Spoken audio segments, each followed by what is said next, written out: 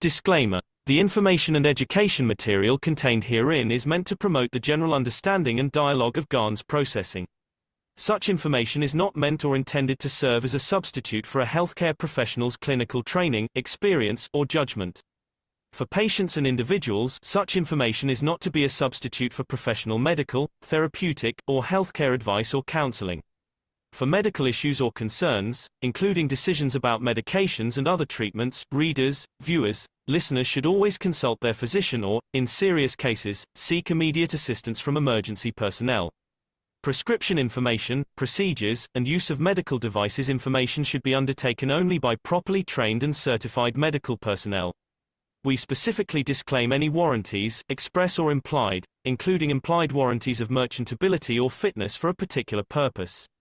Such information is provided, as is, and is believed to be accurate at the time of its publishing, but it is the viewer's job to evaluate the accuracy of any information found in this presentation. Every case presented is of their own experience, applied by themselves for themselves, and it applies to their case only. Every person experiencing health problems should seek professional medical advice and consult their course of treatment with a doctor. The processes of plasma balancing described herein are a natural process which supports the body but does not replace medical advice or therapies one is already subject to.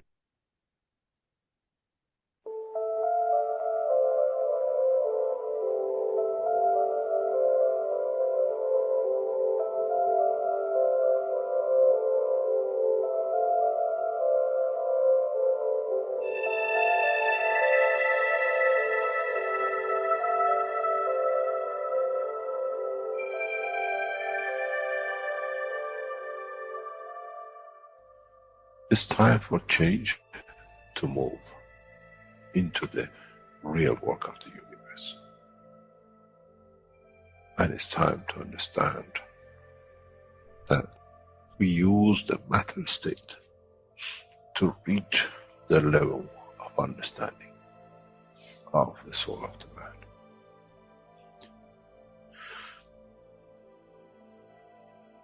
Now you understand maybe why the Creator has sent His messengers in the name of whatever you have had. Is that they bring the ears, that it can be used when the time of the Messiah comes. They can teach the soul and the message, not to oppose, but by them understanding through those who have become messiahs to give from their souls to these to elevate, the job is made easy. The school is there and the students are devotedly there. Then there won't be any fight between what they call the Muslims and the Christians. The lamb and the lion will eat and sleep in the same nest. The Christians and the Muslims will sleep and pray in the mosque and in the same church in the name of their souls, not in the name of religion that is used to create so much conflict for the benefit of those who were the hyperactive children. The time has come, the time of change is here. And as I said, my wish is my command. If it's your wish to see peace, the path of peace is laid very clearly. It's the soul of the collective awareness, by giving, will create that position of change. No other thing. There is no pen in the soul of the man. And I'm sure once you go into the universal community, you will never see anything written but the balance of the fields of the soul of the existence. Try to be humble enough not to and you possess. Otherwise you'll fall in the same path of the church and the mosque.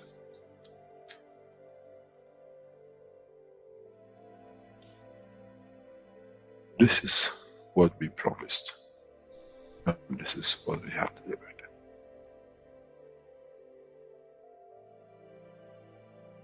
We have to understand the operation of the soul, and we have to understand the soul of the man is a star in the cosmos of the universe. If we compare the soul of the man and many of us, 7 billion in one collection, Earth is like a galaxy with so many stars. When we look in the depth of the universe, we see galaxies with hundreds of millions of stars in it. So is the planet Earth. It carries 7 billion beautiful stars, which are the soul of the man. Carries with it soul of so many trillions of animals, plants, and everything else. So if you look, when someone who does not see the physicality of the earth and its content, what do they see? They see a galaxy with so many beautiful lights shining, each one according to their strength, each one according to their position.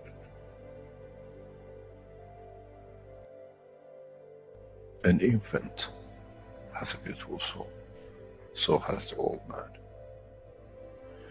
To those who do not see the physical dimension of this planet, but they see the strength of the field, we are clusters of stars.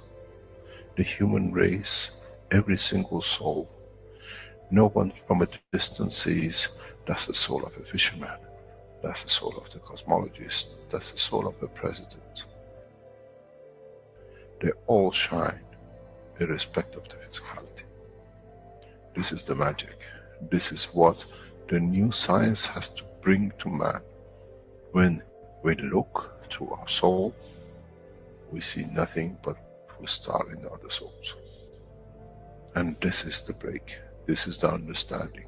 This is what all these teachings are about. Coming to mature to the next level, to understand in the deep space, the universe is the oyster for those souls who serve. Then man is ready to go into space. Then man is ready to become part of the universal community which has been promised. I never promised you heaven. I always promised you the elevation of the man to join the family.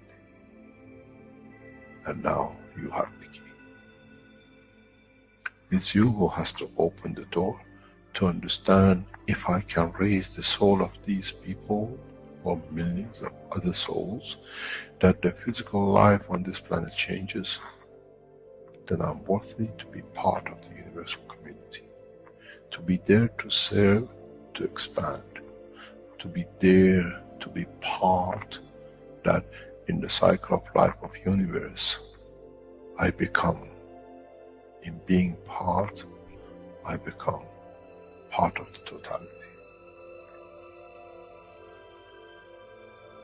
When man reaches that point, a new dimension in the strength of the soul of the man will appear, which is beyond imagination of understanding of the physical life.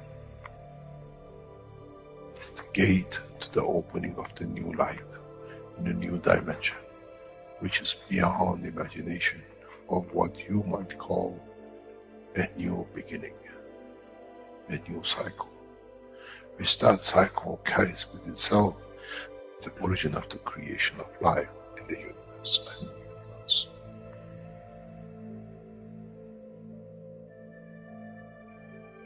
It's the elevation of the soul to serve become the key, not a throne of the physical life. The time is right. The time has come for the man to go through this process.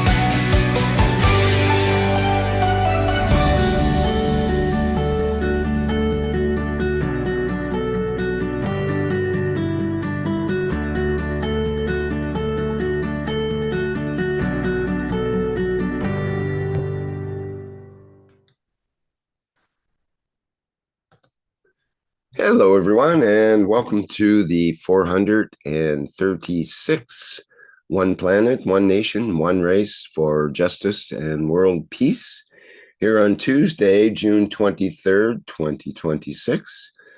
This is a production of the Keshe Foundation, Spaceship Institute Education Department, and part of the public teachings in English. My name's Rick Cremond, and I'll be host once again in this weekly series of workshops.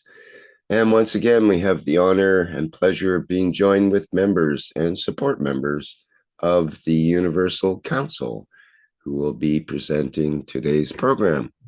So let me get that program available here, and we can begin with our introduction. And I have Mark or Dean down for this. Is Dean here? Okay, I guess I get to do it. Welcome, beautiful stars, and thank you for being with us today as we continue to set the scene for the new technology. In a way, I see us as kind of supporting actors on the stage, or stagehands in a way, but also we can become active players. There's so many opportunities within the Keshe Foundation, whether you're an AI specialist, you're a manufacturer, you're a doctor, you're a basket weaver.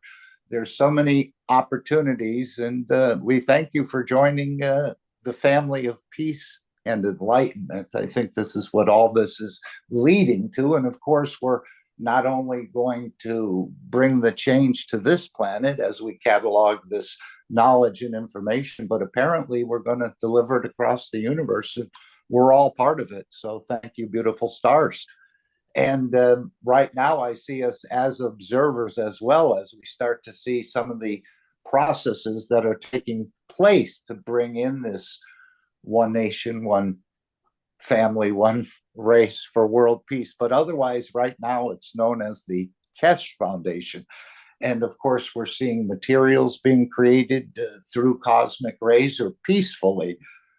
And of course, feeding systems where we can feed peacefully, again, through cosmic rays. And we're seeing wellness systems being released. Again, we're not curing anything, or we're not healing anything. We're just processing and balancing. We saw the beads as one of these little spin-offs directly out of the Keshe Foundation, and other knowledge seekers are creating other spin-offs that we're going to see. Of course, we're witnessing the Keshe coin, the emergence of it in a much bigger way, plus the cash coin. I guess they're two distinctive coins. We see the weather, even weather modification perhaps, being brought into this process. Again, the reign of peace was to say. So we're getting a lot of help. And of course, we're going to see another beautiful showcase in the Swiss, not in the Swiss Alps, but in Switzerland, in Zurich, I believe, with this new exhibition that's coming up. I think it's going to be a lot of radiation remediation. So these technologies, again, are going to solve problems in the United States and other places as it'll start to spread out. So again, it's like a taste testing contest, but it's beautiful. We have the One Nation Network being promoted, the game of peace and enlightenment. Apps have been delivered for you to receive this, cosmic ray antennas, opening up more on this energy dimension. So thank you all for being here and bringing a huge gift to humanity. In a way, Mr. Keshe said this is the biggest gift you can give to humanity through this network, and what we can do to help support it, expand it, and again, just express it to those who can receive it. Even though sometimes I've shared and the people aren't always open at this point. But of course, the bigger picture is the entire soup is getting changed on this planet. That'll make the conditions more amenable for peace for all of us. So many, many things happening. We're even seeing the herbal markets in China being touched by this technology, which will return them to their original. We haven't even seen the pictures of the space city, but this is going on as well. So many, many vast technologies are being worked on, and probably more in the background that we haven't seen.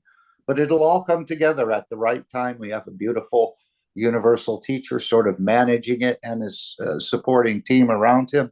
So that's what we're here for, to help to bring this about, and in the energy way, and help it to manifest in the matter state. So we thank all the beautiful stars for participating as you choose. Anyone else would like to say anything?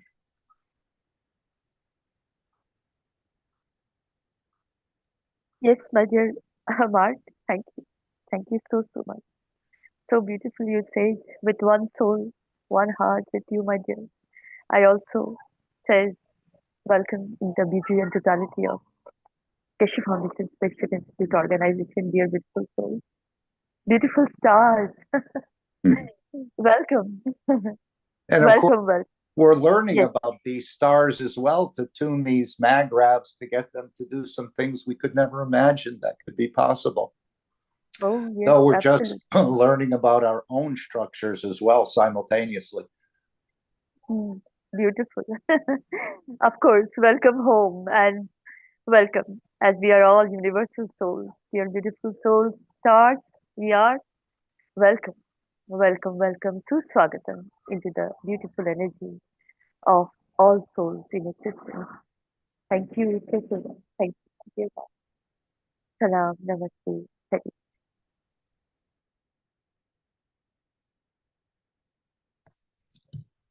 Next, we have the World Peace Treaty. And do we have some comments on that? Does everyone have a microphone, Rick?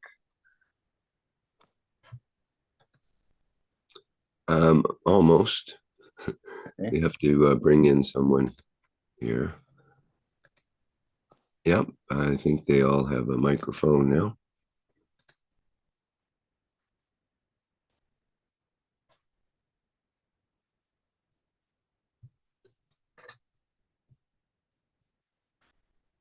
So show the, put the web page for the World Peace Treaty in our chats here.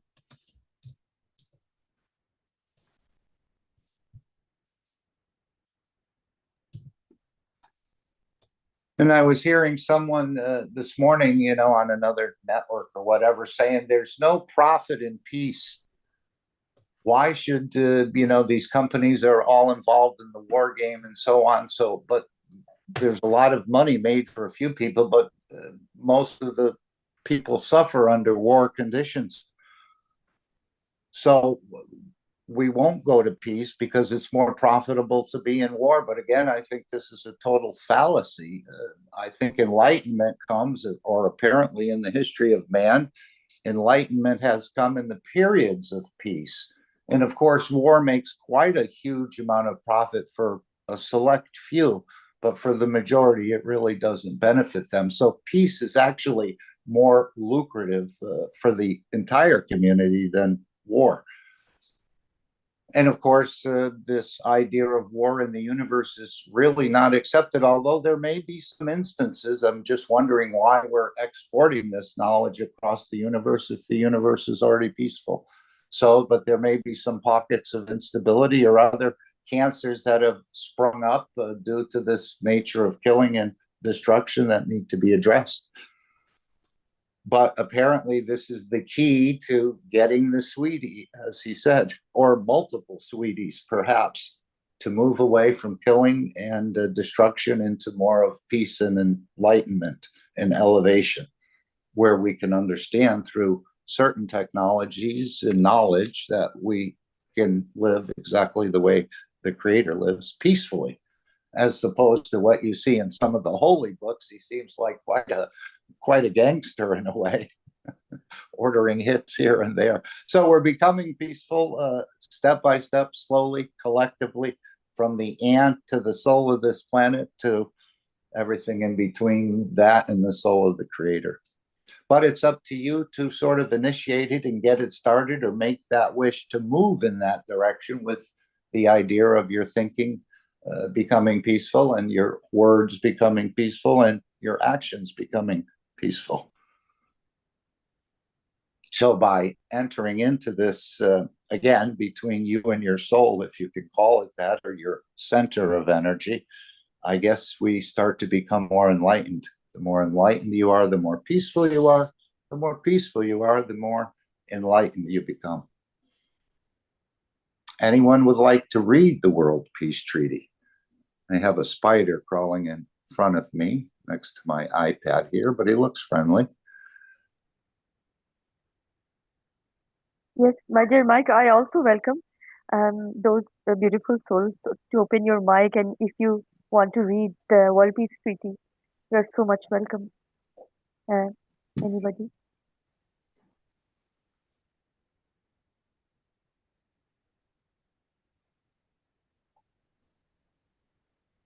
Okay, I read.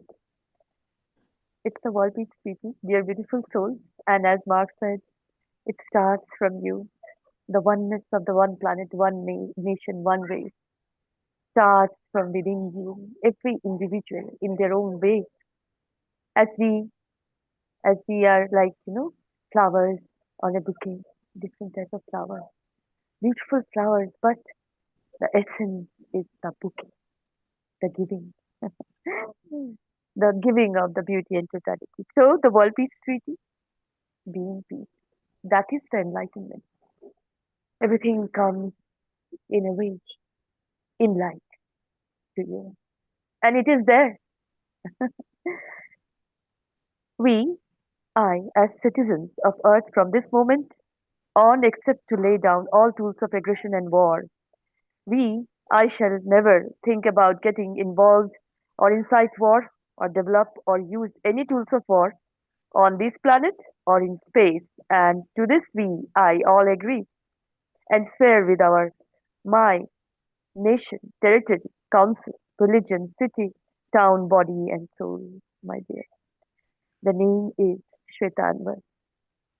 Signature, I am present.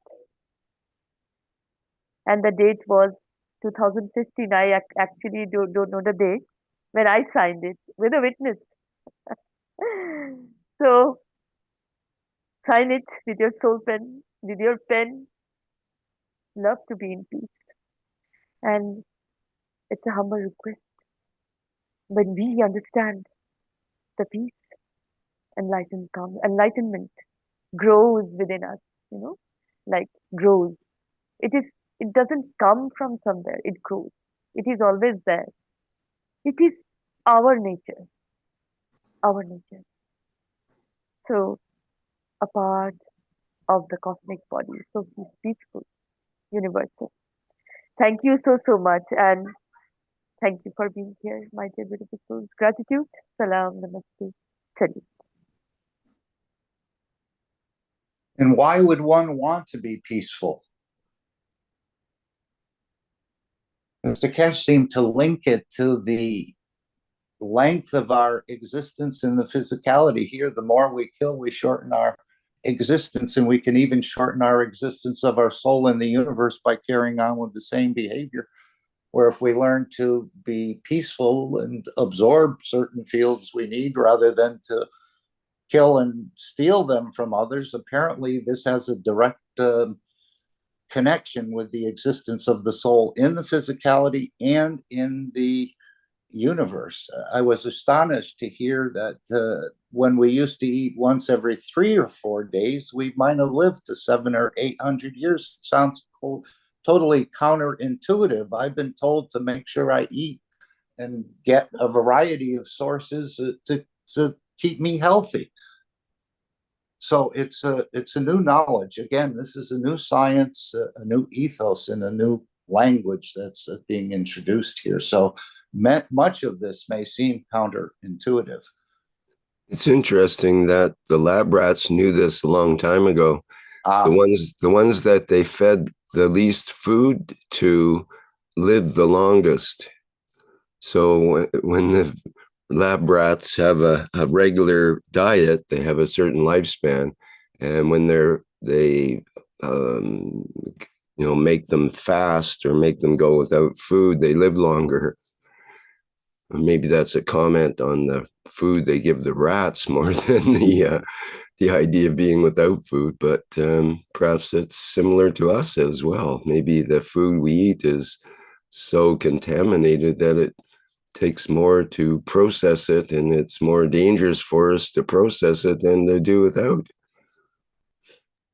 But the idea is to live off the cosmic rays. So this is, I don't think the lab rats are consciously thinking about cosmic rays at that time, but it's something that we can do.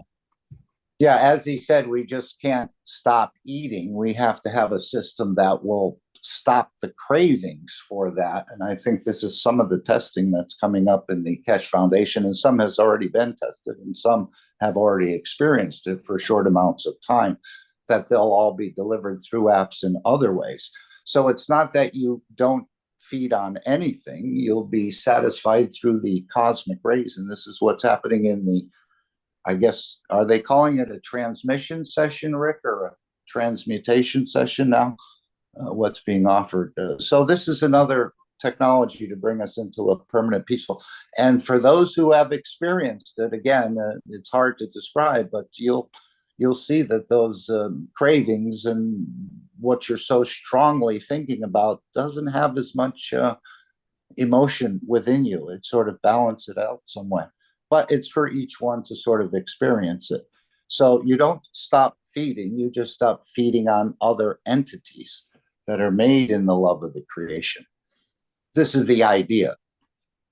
This is the idea. And we have the new agricultural arms of the Keshe Foundation that are creating food right as we speak, and delivering it to various stores, at least in China and probably other places around the world. And of course, they're doing some tests in the research center about feeding fish without any of the pellets, feeding them the same way through a sort of advanced cosmic ray technology. And if a fish can do it and have offspring, can we?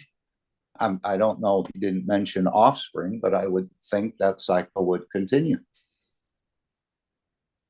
And again, that's about collecting this omega-3, this fatty acid of freedom, and that sort of emotion being created. Fatty acid of freedom? Is that what you said? Yeah, omega-3 fatty acid, yes. Uh-huh. So these fish will produce huge amounts of it, apparently, because of the they're happy in their environment and they're not being hunted. And of course, this will be very pristine, as they won't be given any pesticides. And it was funny, we had one of the knowledge seekers from Norway yesterday. Apparently she was sitting over a fjord and they were dragging the barges were dragging this huge, I've never seen one, but like a net of some sort, a ring, but it's a huge ring, where she said this was used for the fish farming. And I guess they were dragging it to a new location through the water. But she said it's so stressful on the fish. And that's where you get the omega-6, which is that confinement, that stress, that oppressive feeling. And then we eat it. So this is part of the new development as well, of creating the emotion of peace and freedom. So combination of many, many, many things going on in the Keshe Foundation. Yes, my dear Mark, I also want to say that as the agricultural video we have seen about the plasma agriculture, and this is what it started, like this production of pure vegetables, pure energy. If we are taking 1 kilo of potato, 2 kilos of potato, maybe one potato will fulfill everything. And then we can jump into the other level, in that a kind of a jelly with all the essence. And sometimes we do in our daily life also, like you are very hungry and you want to eat a lobster soup or rice and dal, and then the energy level is needed only with a lemon water, and you are satisfied. That is the way the energy is going to, the level of energy feeding is going to be like after that. Maybe there will be a small jelly that you pop up in your mouth and everything is fulfilled. No energy drainage, much more Mm, as we are now. And mhm. then we have these energy points in Space City. And then we gradually grow and learn how to sustain, how to be in this beautiful energy. Like you go to the energy point, have your energy, whatever you want, and then And then, Shweta, we lost your. everything is to peace. The most of the Most of the population is uh, is accepted this war because of this hunger, accepted this mindset because of this stomach. Most of the people.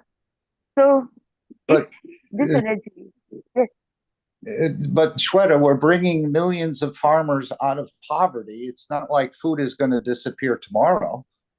I mean, no, these farmers are probably going to try and grow if they get on board with the new sort of farming methods. So there'll be plenty of food, but in that process, yes, I it think it'll lead to a as, long-term as the emotion. technology Sorry. as the technology You're breaking up, Shweta. We can't hear you. Okay, I think she dropped out. So again, it's not that the food is going to disappear because millions of farmers are going to be growing this GAN's harvest, I believe. We'll have to see how it goes. But more and more people will also have the choice of feeding sort of through patches in a way. Some of the military people do that, apparently, on some of their missions. But you won't be feeding through a patch, you'll be feeding through a cosmic ray. And that'll be your choice.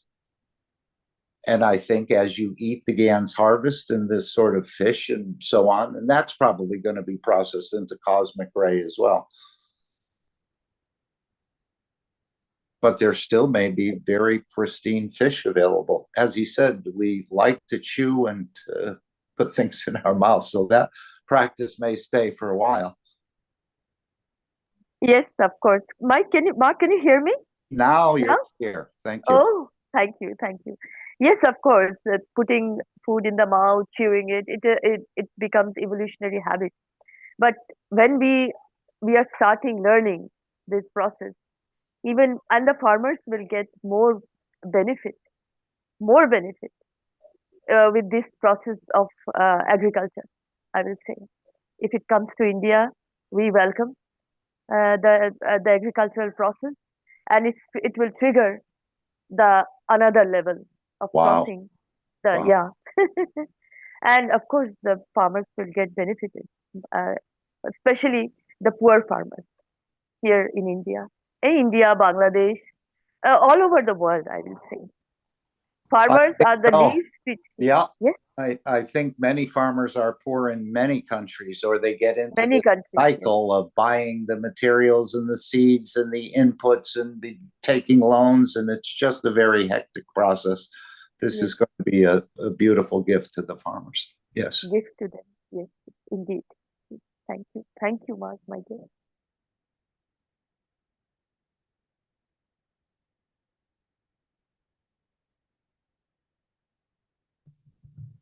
What's next, Rick? Next, we have the invitation to be part of the Keshe Foundation officially, where you can become a full member or support member. And that's at the keshefoundation.at. Is that correct? Let me just double check that. .at. Yeah, keshefoundation.at, new website. And it allows you to, as I mentioned, become a full member, become a support member, and support the Keshe Foundation. And you can have a small contribution or a larger one, depending on what you like to select. And that even a very small contribution allows you to be part of the, they mention it, €1 per year as the membership fee for full members. I'm seeing this kind of like an ATM. You put in $1 or €5 and you can get out $1 million. Is that true, Rick? Well, I wouldn't say that exactly, unless you consider your ATM will last for 1,000 years, and so will you. But so it's coming to the point where they're going to ask people that have registered already to re-register, and at some point get a code. You would enter that code into the game of peace and enlightenment, as I understand it, and immediately your Keshe coin, 1,000 Keshe coin, will appear. As he said, you cannot call on all of them simultaneously. They need to last, as Rick said, 1,000 years. But it's the beginning of the testing of this, again, making life less harsh, and the effort of the man starting to center around this Keshe coin, because even one coin is going to have a lot of surplus in it. We'll have to see how this all works out. So apparently, to those who get the code when it's called for, you will then have that in sort of the virtual bank of the Keshe Foundation, which soon to become like a brick and mortar, perhaps, but not like that down the road. yeah, Is that anyone else understand how this 1,000 Keshe coin is going to work? He said it would start with some knowledge seekers, start with university students, start with poorer women in different countries. And governments as well will be Exactly. a big part of the process. It's almost Yes, like, also, sorry. yes, also, oh no, it's okay, my dear. It's also that those who have enough money, enough everything, like, they don't need much money as now.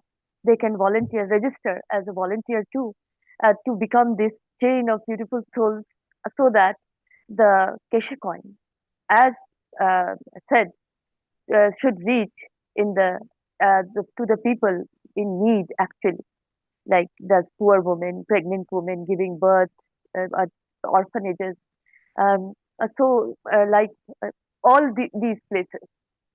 Uh, well, I will say those who have suffered staying thousands of years, and maybe they can understand that this chain of people, beautiful souls, are very necessary this time, so that the distribution of this pure energy should be with the go to the needed most in all over the world, I would say. And it's a humble request also.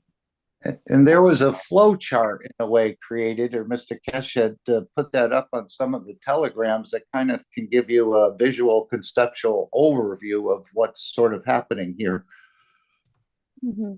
I don't know if Rick has that, or that's part of this presentation, or later on. I'm not sure. Lisbeth, beautiful Lisbeth, created this presentation for us. Let me show that, Mark. That's a good suggestion.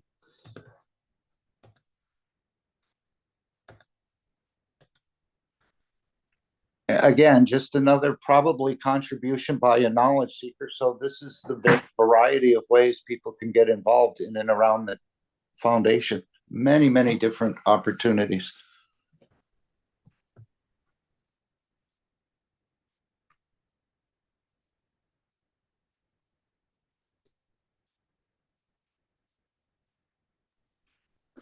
Has a quote here. It says, in the past, coins were supported by gold.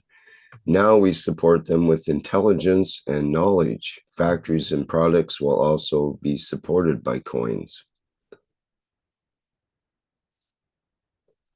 Okay, so what Shweta was just talking about, you see the first one there up, this sort of circles on the top. Path of creating value and peace. I think our value structure is going to change with this process.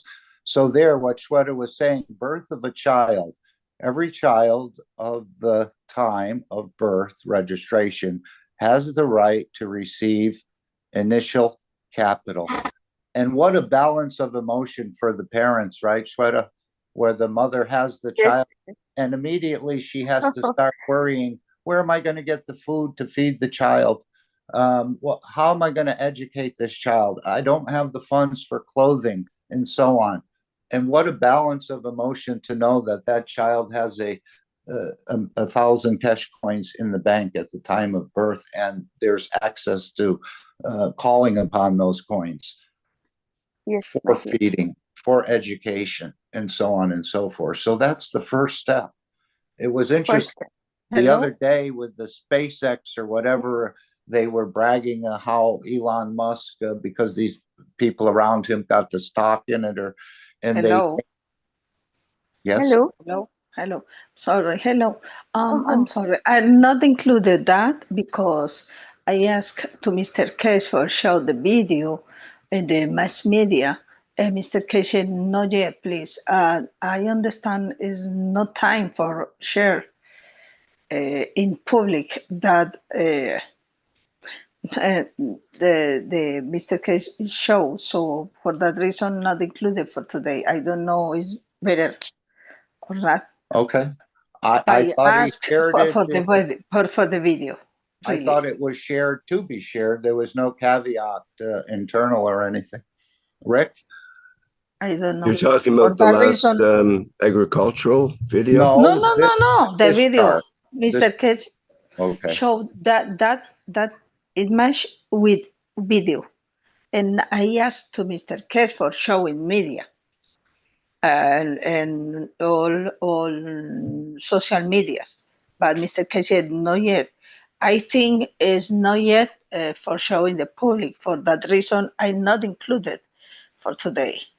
I don't know it's better or not. What's not included? I don't understand. Rick, That image they use did image there you was show a now. 2-minute video of the universal coin. Okay, I And asked this for that Oh, video, but this what this image is the same. I don't know. For that reason, I don't use it. So I show that this image you Mhm. at the back now, I think this was created by a knowledge seeker but somewhere. Mr. Cage, I don't know. Mr. Cage said no for the video. I Okay. understand not now. So for that Okay. reason, don't show. So sorry. Okay. Thank Thank you. but my dear Lisbeth, you have Yes. created this image. It's so beautiful. It's speaking some everything. Thank you. No, Thank not you this. so much. No, not Oh this. no, That no, another image. knowledge seeker created this, I I believe. think it was created by Oh, probably an Iranian knowledge seeker because there's an It's alternate possible. version Yeah. in Yeah. That's what Iranian. I saw too. Yes. Yeah. beautiful, But Mr. beautiful. Keshe, the video not. I don't know. The image the same. I don't know. Thank you so Thank much, you. beautiful souls. Created this image, this uh, beautiful. As our emotion is just flowing, kind of, with the child born. Okay. Beautiful, beautiful. We'll get a Thank you. clarification because there's a lot of discussion we can have. We were playing with this a little bit yesterday. Yes, yes. As dear Dr. Gatua says, here comes the Keshe coin. Thank you. Thank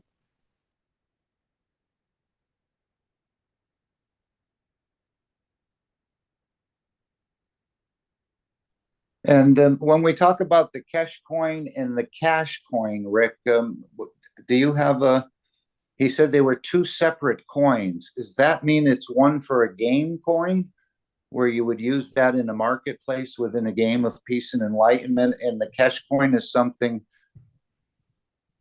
else that you would do something else with?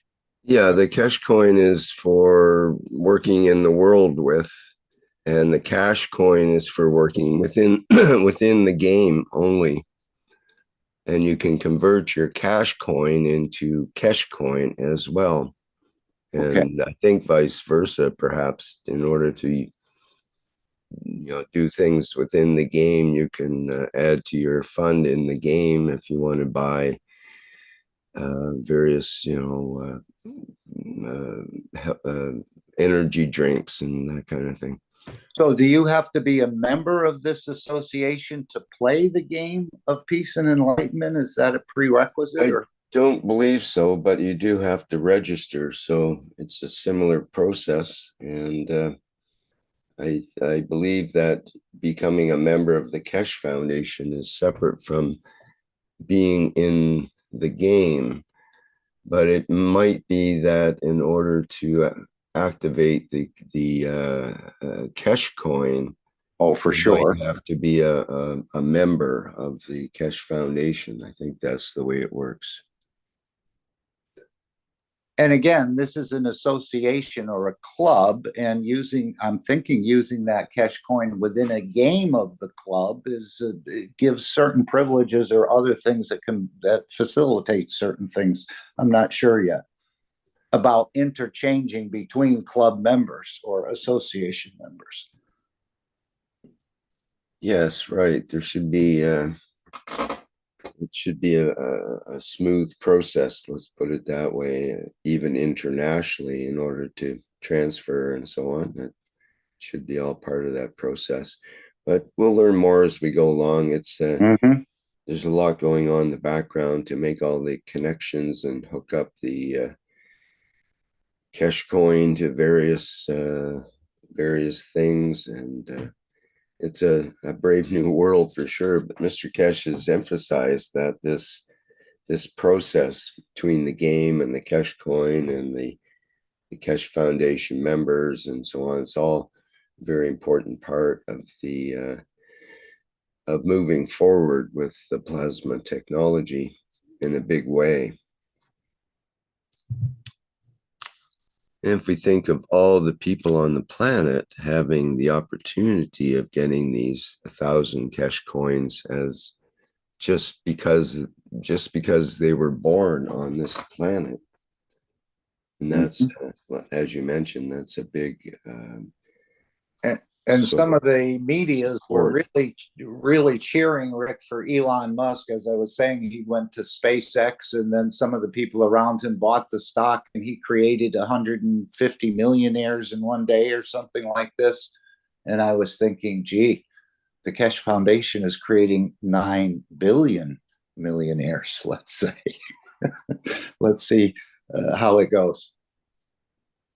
But that is the long-term reach that every child born, and I guess those existing right now will have that access. So it should become less harsh as technology is delivered. Cosmic rays needed to be added to some of these things.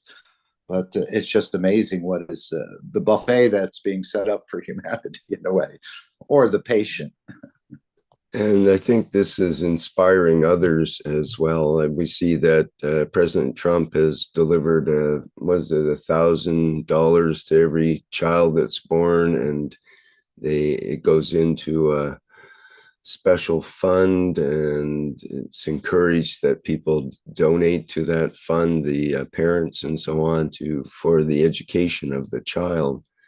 And it grows by the time they're 18. That $1,000 is, I don't know, it's quite a bit, like 40,000, I think. And that would be enough, supposedly, to put them through school.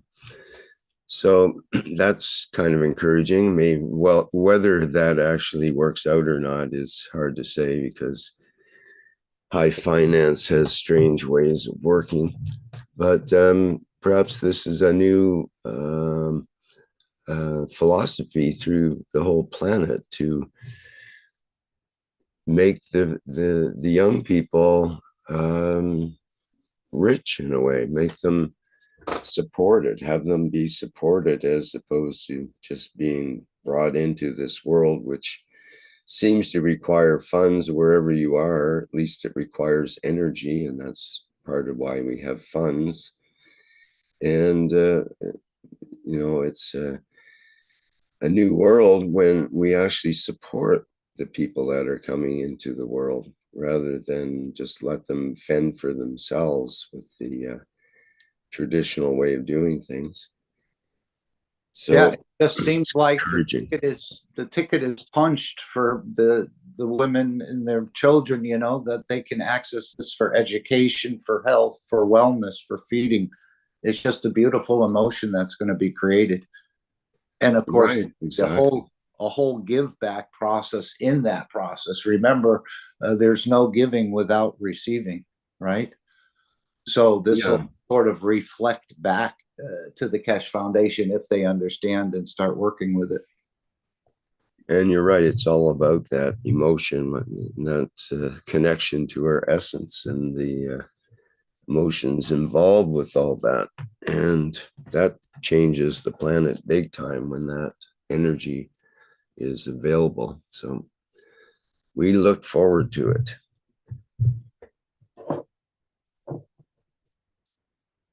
Not only look forward, but it's actually happening as we speak. So it's all available now.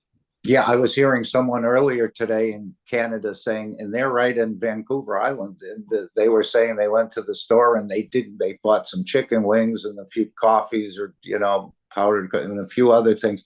He said it came to $140. And even the register lady said, how could this be? Yeah. So he said it's getting much, and he knows nothing about foundation or anything like this, but just saying how hard it is getting to survive. It is. Yeah. Yeah. It takes all my efforts, even as a single person, to survive. I don't know how people do it with families and having to support kids and whatnot. Very difficult. I think we're a developed country, but we aren't really. Some people are quite well off. Others are not well off at all. Even those that thought they were well off are not so well off now because the house prices are dropping. And that's what the majority of the assets of people in Canada are in their house. And if they don't have a house, they don't have any assets. If you don't have assets, you don't get along too well because then your interest rates skyrocket for borrowing money and so on. And that's what's happening now with a lot of borrowing money, and people are getting in debt, and then they Isn't get that an depressed. anomaly, Rick? It's one of the most beautiful places in the matter state in the universe, but yet one of the most harshest places to live. Yes. That's just, but we're going to level it out. That's part of this whole process that you're all supporting. Mm-hmm. Okay, perhaps we can move along to our next thing here, which is the needs and wishes. And I'll remind our audience that we will have a full minute of silence after each wish in order to contemplate or implement the wish. Please begin. Well, since we just mentioned sort of hardship or harshness, we, the Universal Council, give from our souls to relief or relieve the hardship of life of all people on earth.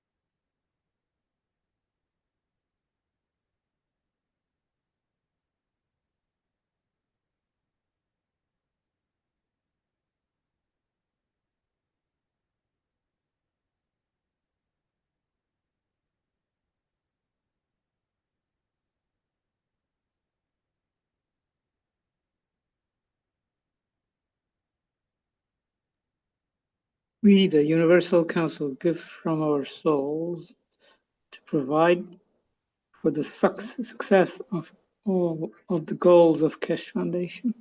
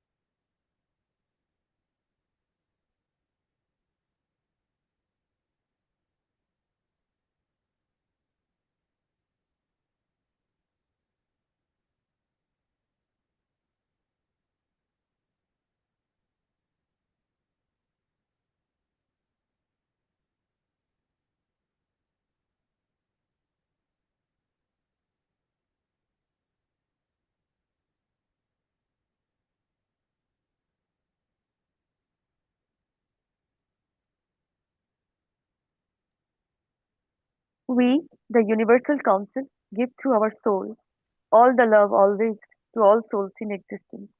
Our wish is our command. We are present.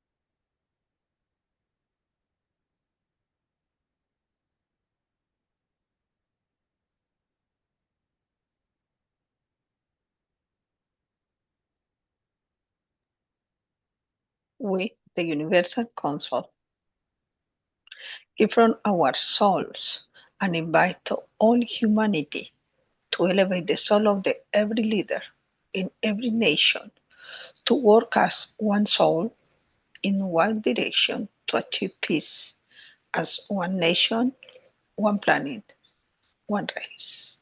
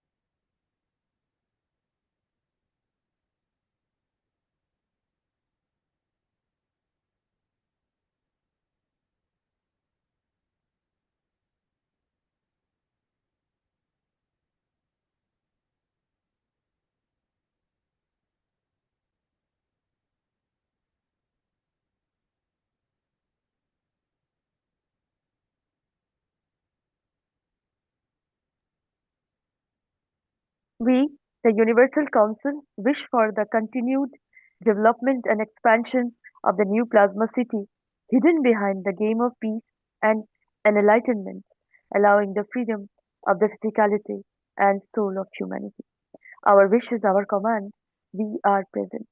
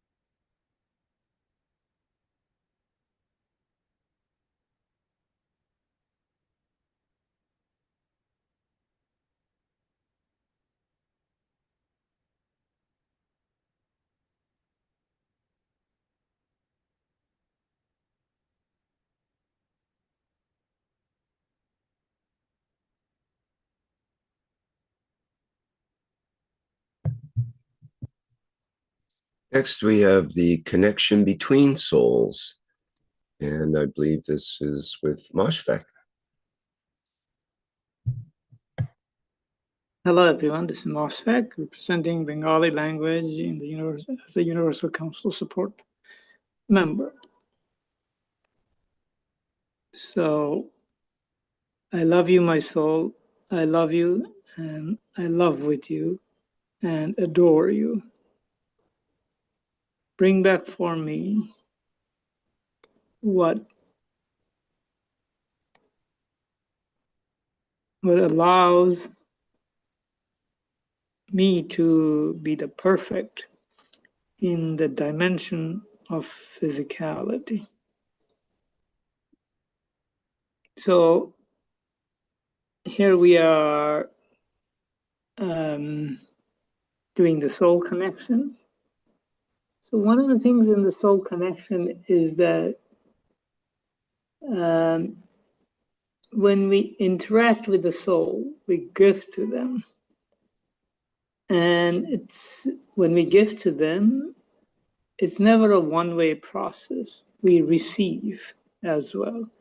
Within the gift goes energies of how we are in the field. So in a way, our abilities as we connect gets transferred amongst us. So that's a wonderful thing. So as we will be speaking in my native language later on, perhaps we can think about, maybe we may not consciously understand the words, but in essence, we understand what is being said. So, and it's just not just language, but the culture we grew up in, and things like that. We can share in our connection more than just saying hello. And perhaps this is something we may attempt or intend to look into. And we may get surprised. So why wait for the surprise? So let me switch the language and you shall receive the surprise. So আমি এখন বাংলায় বলছি। বাংলায় বলছি এই যে আমরা হচ্ছে যখন অন্য আত্মার সাথে যোগাযোগ করি, আমরা অনেক কিছু আদান প্রদান করতে পারি। আমি এখানে একটা জিনিস বলবো যেটা আমি ইংরেজিতে বলি নাই, সেটা হচ্ছে আমরা একটা ফলের সাথে সংযোগ করতেছি, ফলকে আমরা দিচ্ছি ফল যাতে ঠিক থাকে। এখন ফলের থেকেও আমরা এনার্জি পেতে পারি, যদিও আমরা হচ্ছে ফল খাচ্ছি না। এই হচ্ছে আমাদের মহাবিশ্বের এনার্জি আদান প্রদানের উপায়, আর একজনকে মেরে না, আমরা একে অপরকে বুঝি।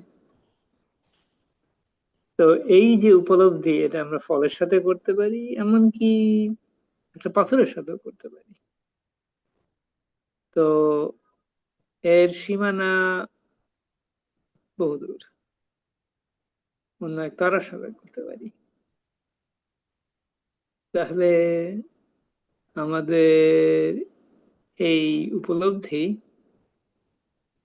আমরা সদ্ব্যবহার করে এই মুহূর্তে যেসব আত্মা এই সংযোগে অংশগ্রহণ করতেছে, তাদেরকে আমরা দিতেও পারি এবং তাদের চাহিদা আমরা মেটাতেও পারি।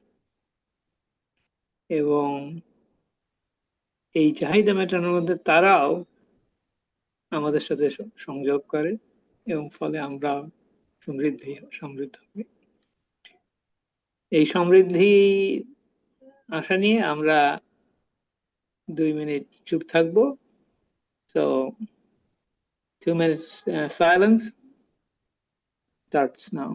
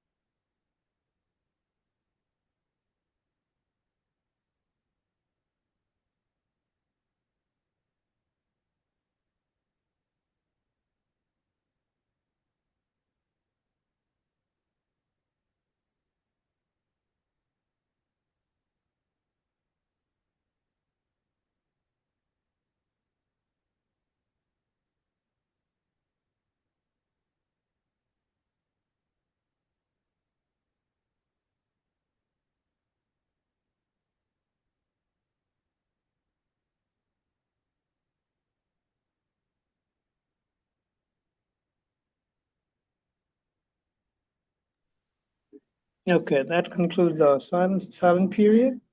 So, surprise is there is a quiz today. Well, what did I say in Bengali? Well, you don't have to answer the quiz here, but see with your soul whether you can feel it. So the quiz is to the soul. There is no need not to be any verbal, except for Shweta. She can't because she understands my Bengali. So, so think about it. And it's a soul communication, not a verbal communication. The carrier may have been a language, but the communication is at the soul level. So that concludes our soul connection. Thank you.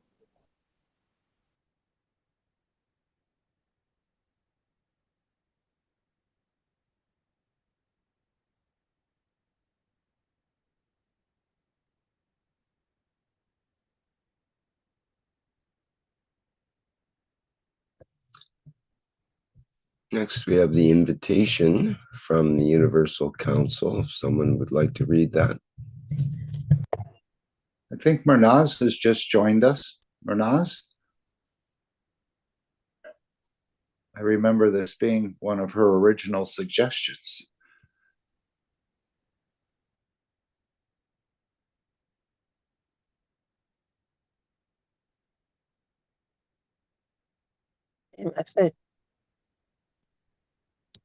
I think we can hear you now, Mehran.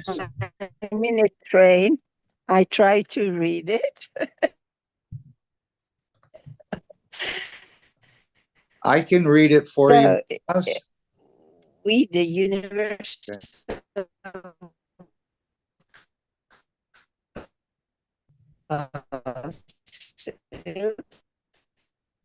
Yeah, it's not working, Marinez. You don't have the... Unless we go on the soul level. It's the old interference by the train trick.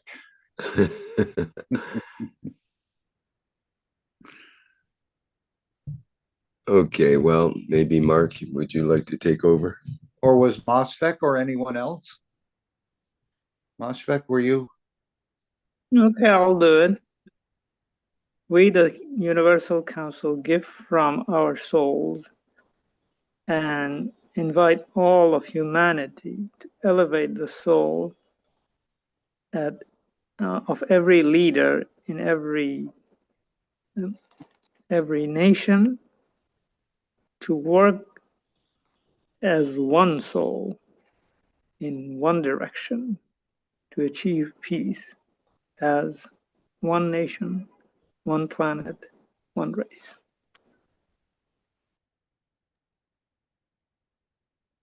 And with Moshfik together, I will say, as we, the Universal Council, invite the Keshe and Universal family present on the earth in unifying at the soul level every time, every day at 9 p.m. CET, CEST time.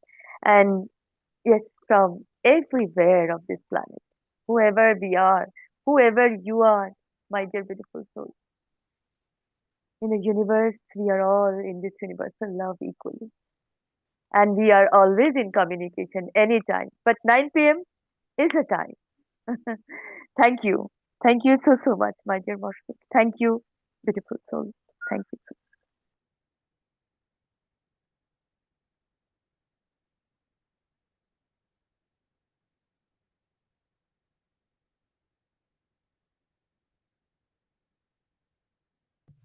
Okay, I'll play the video from the 576 Knowledge Seekers Workshop on becoming a Universal Council member.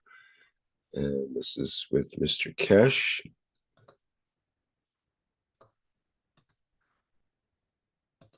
There's something which I should have made an announcement. As we are structuring and in a new development of Keshe Foundation, is worldwide application and implication. as we set up the structure for Universal Council, a number of Universal Council members have become old and they reach the age of 60, and they serve during the 60 years. They are there till 61. They to run the functionality of the operation of the what we call energy dimension, the Universal Council members, if you want to become, please consider and let your soul decide of any languages around the world, as these will be announced very soon internationally, and we expect the souls to serve. And if it's from the knowledge seekers who understand the technology with dimension of the soul, you can apply for to be added to and become a member of the Universal Council. The Earth Council is appointed by the Keshe Foundation on the grounds of true structure of the nationality, understanding the culture, that there is no prejudice by physical dimension of the borders.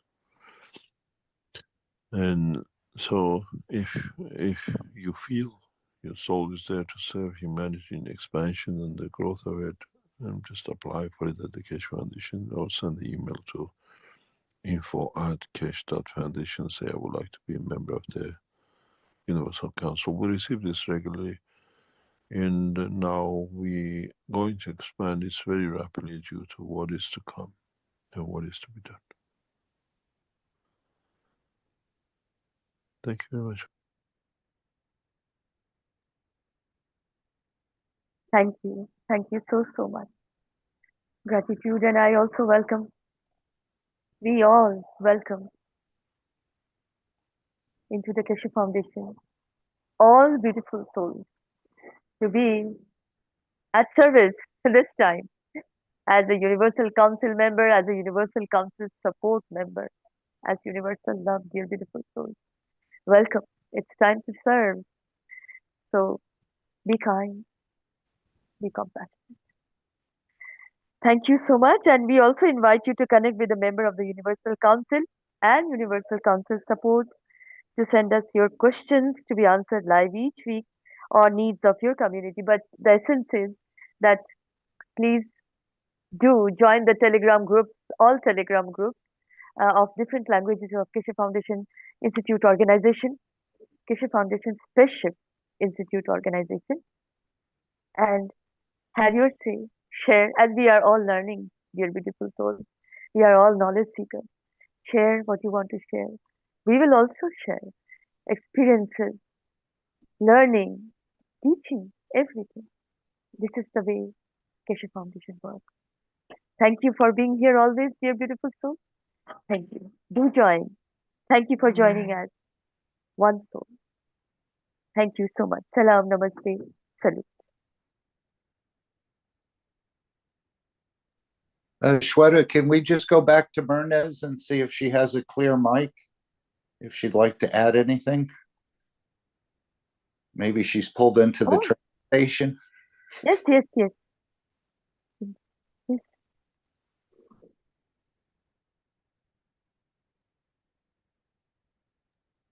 Okay, perhaps not.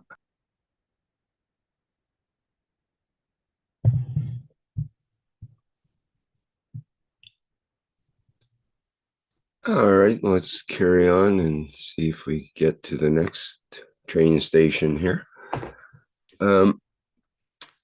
Next part of our program, we have the AI-assisted overview, as it's called, of the material presented in the 647th Knowledge Seekers Workshop. Again, this is guided by Ed, and it's called The Cosmic Eye. And this is the video that was generated based on the last workshop. So let me get that lined up here. And it's about 10 minutes. Here we go.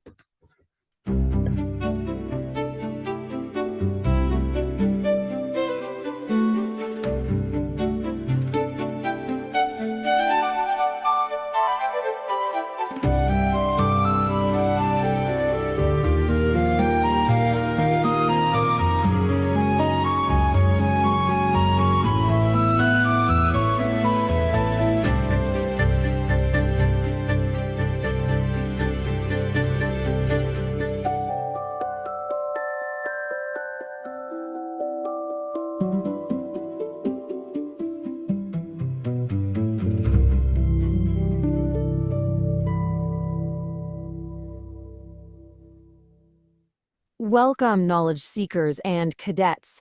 I am so incredibly excited to have you join me for this explainer. Today we're doing something truly magnificent.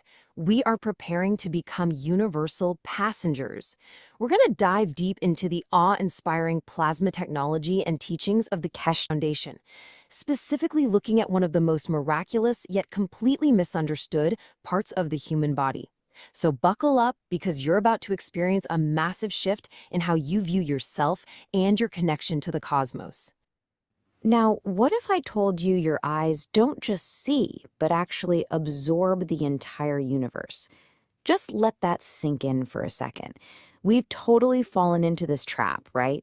Thinking our eyes are just these simple biological cameras meant to help us walk around without bumping into things. But we need to shatter that mundane view right now. According to the Keshe teachings, the eye socket is essentially a miraculous, uncalcified hole in your skull, designed specifically to catch cosmic rays. It's literally the one common path where your physical dimension and your universal connection operate as a single unit. Think of it like this. The eye is, quite literally, a biological antenna. It's not an eye just to see, but an eye to absorb, to feed, and to control. It acts as a direct receiver for universal cosmic energies. When we limit our understanding of sight to simply viewing our physical surroundings, we're completely missing out on the magnificent reality that our eyes are constantly pulling in unseen bandwidths of universal data. The original text put it brilliantly, describing the eye as one of the most important connections for man's direct passage through the universe. Your vision is basically an umbilical cord to the cosmos. It's the channel that connects you directly, without any interference whatsoever, to the actual life of the universe. Section 1. Evolution of Eye Colors. The Hardware History. Okay, so how did this biological hardware actually develop? Let's take a pretty breathtaking geographic journey. The manuscript highlights that originally the eye of the man was black, and this grounds the very beginning of our human story. Picture the lush, high-temperature, monocolored plains of Central East Africa. The black eye was perfectly calibrated to absorb the specific light and energy of that dense, green, horizontal environment. But then everything changed when humanity migrated out of Africa, crossing the Strait of Hormuz into the deserts of ancient Persia. A massive shift happened. Going from flat, horizontal living to vertical living forced our biological antennas to adapt. To handle the harsh contrasts of super bright deserts and dark nights, the eye color shifted to brown. Later on, as humans moved into the green savannas of Europe, a single person mutated to have blue eyes just to process that new agricultural landscape. Meanwhile, deep in the shaded black forest of Germany, green eyes developed. And finally, you have these travelers constantly moving between the dry deserts of Palestine and the green lands of China, and they developed hazel eyes, literally a mix of blue and yellow to handle both bandwidths. Absolutely fascinating. Section 2. Software and Emotion Feeding the Soul. Now, this is where the teaching becomes truly astonishing. These eye colors, they are not just cosmetic traits passed down through genetics. Not at all. The color dictates what bandwidth of energy actually feeds the soul. Notice how the survivalist, fighting nature of the harsh Middle Eastern deserts forged a wildly different energetic temperament in brown eyes compared to the placid, calm energy absorbed by blue and gray eyes up near the stable northern oceans of Denmark. The color of your eye literally shapes the creator of your emotions based on what cosmic rays it lets in. Right, so let's break down the majesty of this unseen cosmic mechanism step by step. The eyelashes and the physical skin of the eye, they merely filter physical earthly light, but the aperture itself absorbs pure cosmic rays. Now here's the mind-blowing part. You know how we're always told we only use about 5% of our brain? Well, the Keshe teachings explain that the other 80% is actually operating continuously as a massive step-down transformer. It takes these vast, intense universal energies and converts them into messages our physical bodies can comprehend, which then directly feed the human soul. Section 3. Offline Mode. Dreams as Cosmic Travel. So if the eye is constantly feeding the soul, what happens when we close them? Prepare to have your mind expanded, because we are completely redefining the concept of sleep right here, giving it a sense of immense joy and freedom. I absolutely love this metaphor from the teachings. Think of your physical body like a car. When you go to sleep, the physical body is simply parked in the garage for daily repairs. But the driver, your soul, doesn't just sit in the garage. It goes out for a coffee. When your physical eyelids close, they block earthly light, sure, but they do not block plasma waves or cosmic rays. Your soul bypasses the biology completely and travels unhindered. The manuscript completely validates this incredible phenomenon, essentially saying that the next time you dream, understand that you've gone through the skin of the physical body directly into the dimensions of the universe. Because the eye socket has no calcium blocking it, your soul travels out into the plasma dimensions of the universe, and it sends the visual information right back through that same uncalcified hole. That is exactly why your dreams are photographic and so highly visual.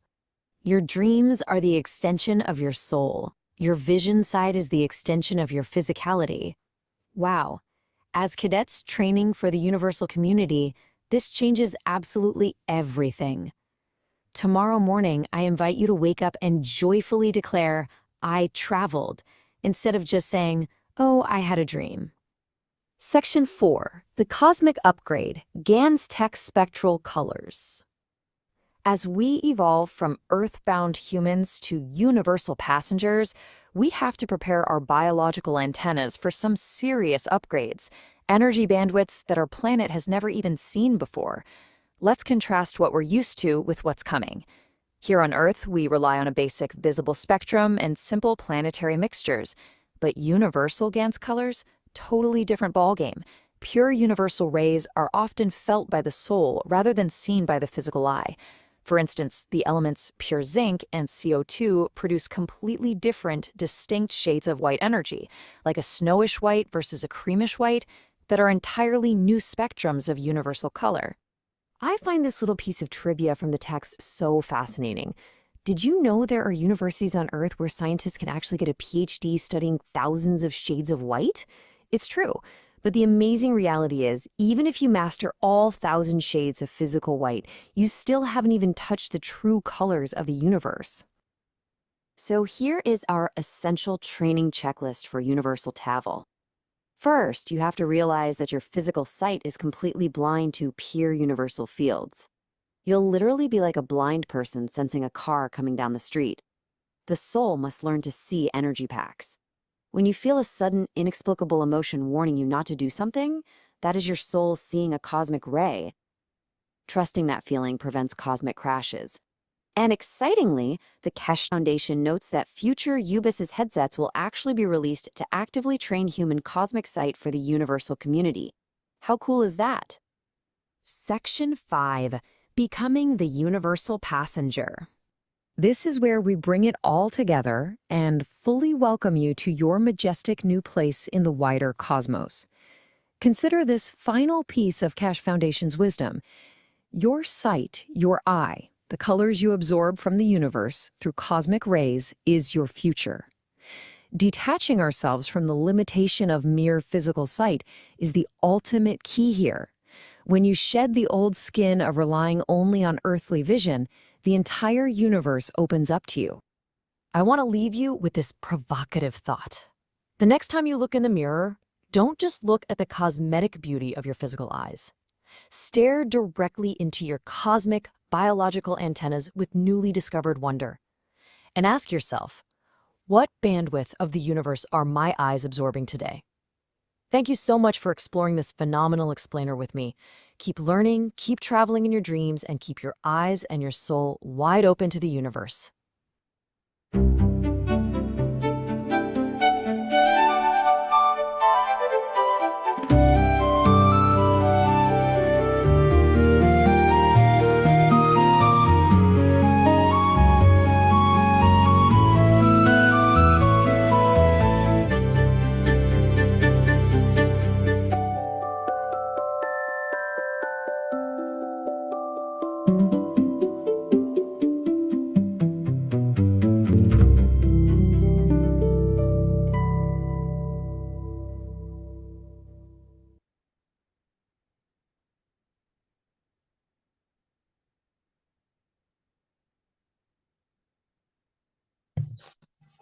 All right, that's our interesting AI interpretation of the last workshop, the cosmic eye.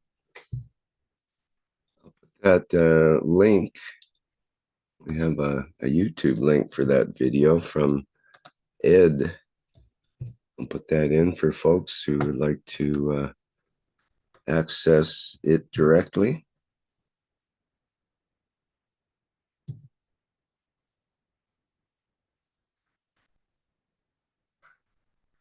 Okay, let me get back to our program here.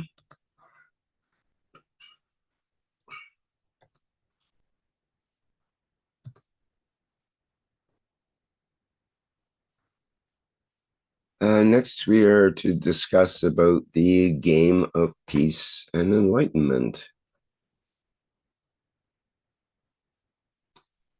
Any insights or comments on the game, which was mentioned earlier in our program? I'll add a little bit. I am, the game playing. There are different ways of game playing, and I'm sure everybody has their own unique way. I'll talk a little bit about what I am doing. You see this map of the planet, and it has different colors. And as we know, colors evoke different kind of emotions. Yes, these colors are artificial borders that conceivably is going away soon enough as the world population become one. So when we play the game, as we travel through the various countries, we can superimpose an emotional map on the map that we see here.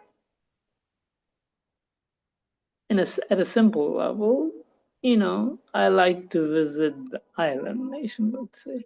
So those becomes, in a way, brighter in the emotional scale. Or as you travel through the map, some places you visit more than others. So they become, let's say you don't want to visit too many times. So they become darker in an emotional sense.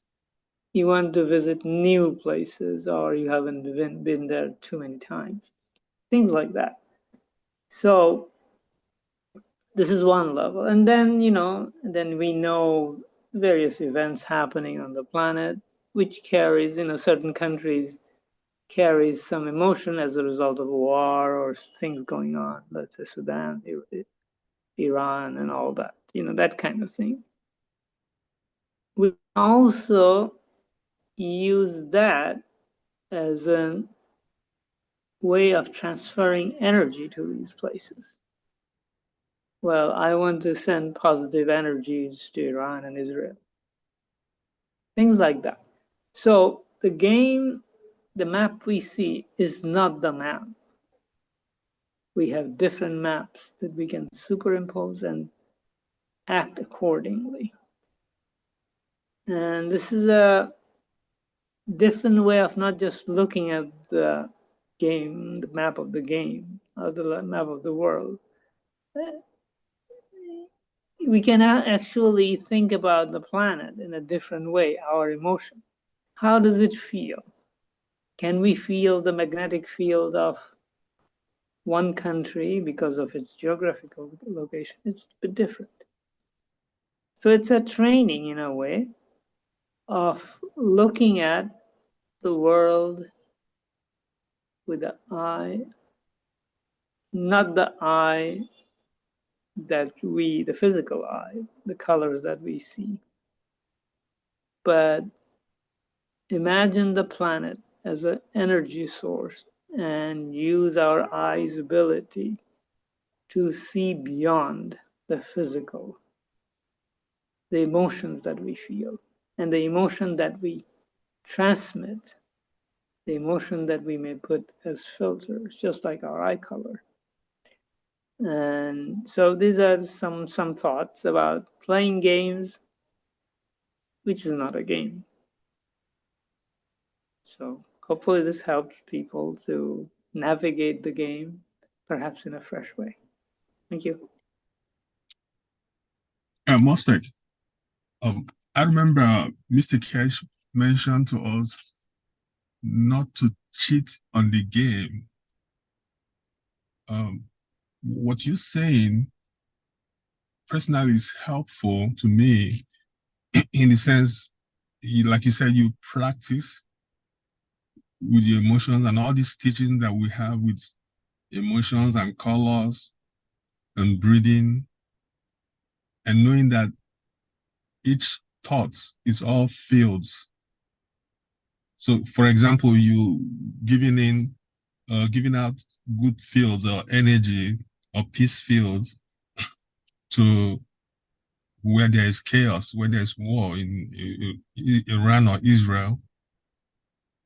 But by you giving us this hack, I'm not sure if I will call it hack, is it part of advancing in the game, or is it just for your own personal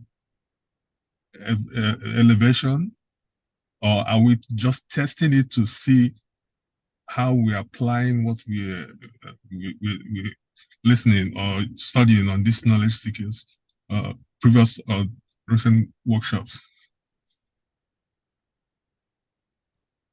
You use the word hack, so I'll start with that.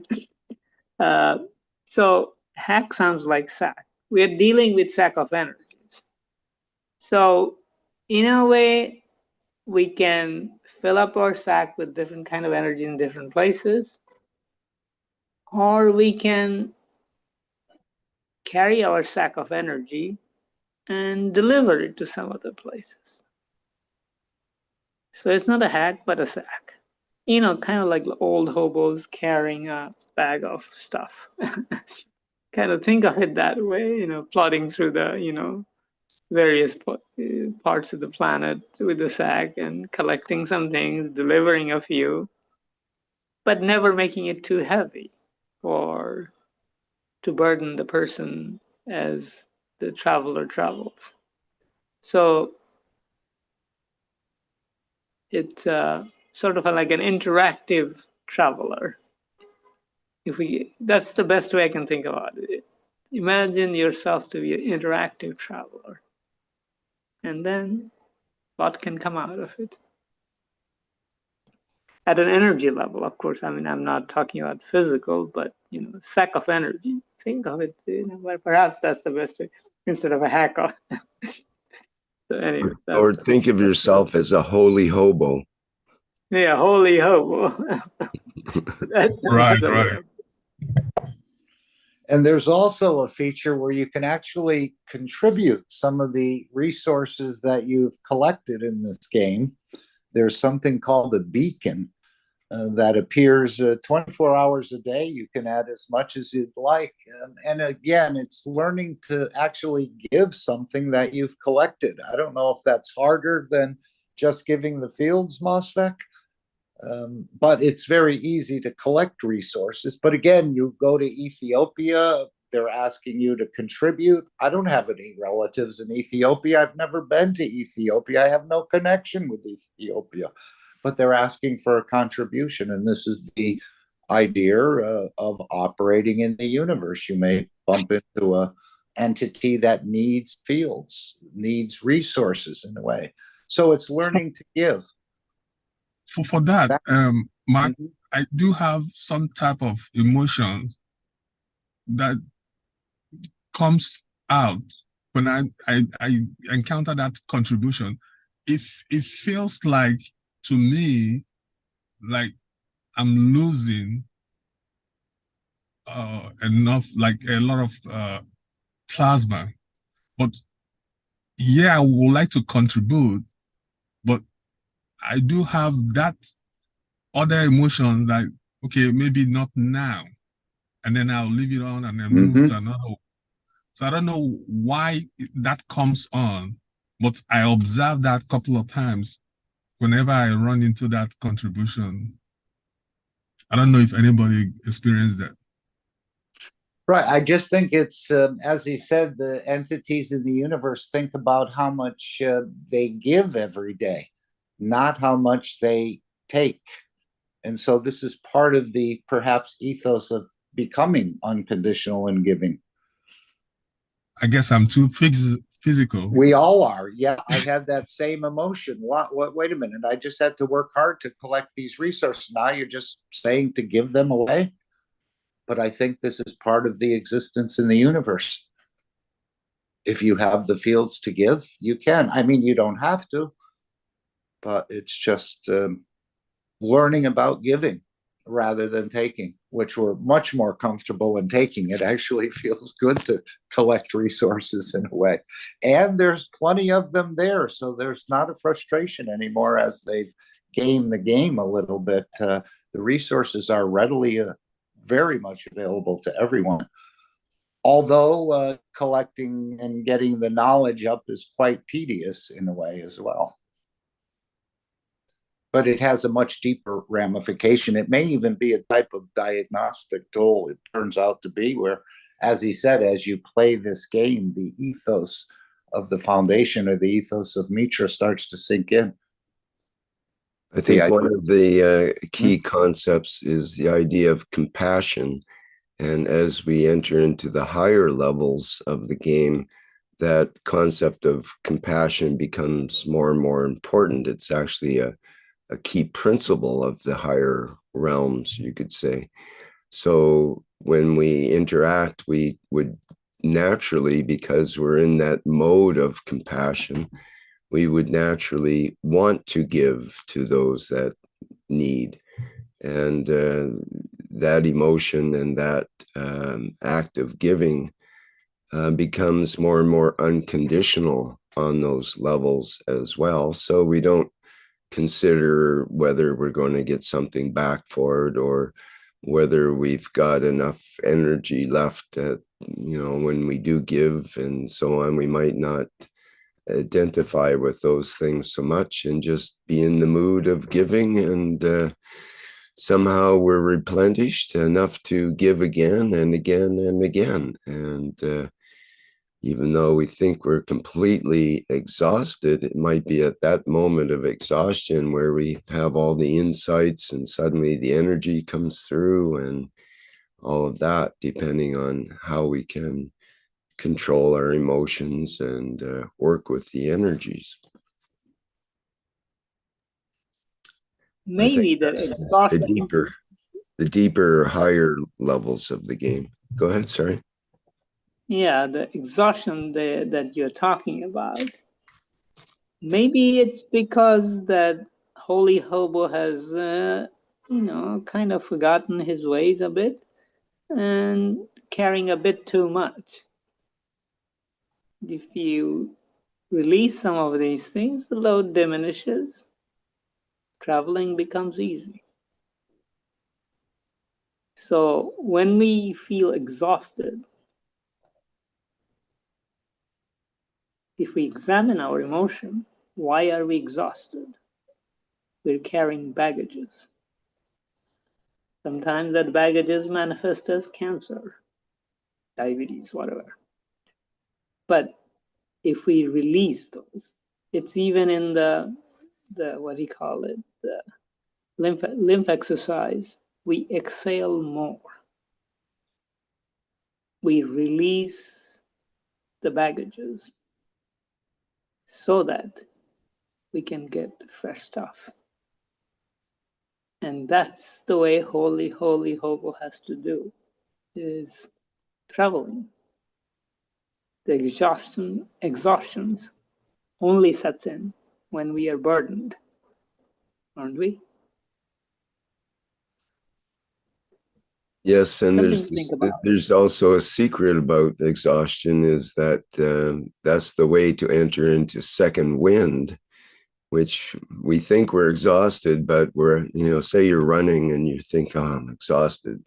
And then all of a sudden, at some point, second wind kicks in and, oh, I just feel like I can run another mile, and that's what can happen emotionally as well.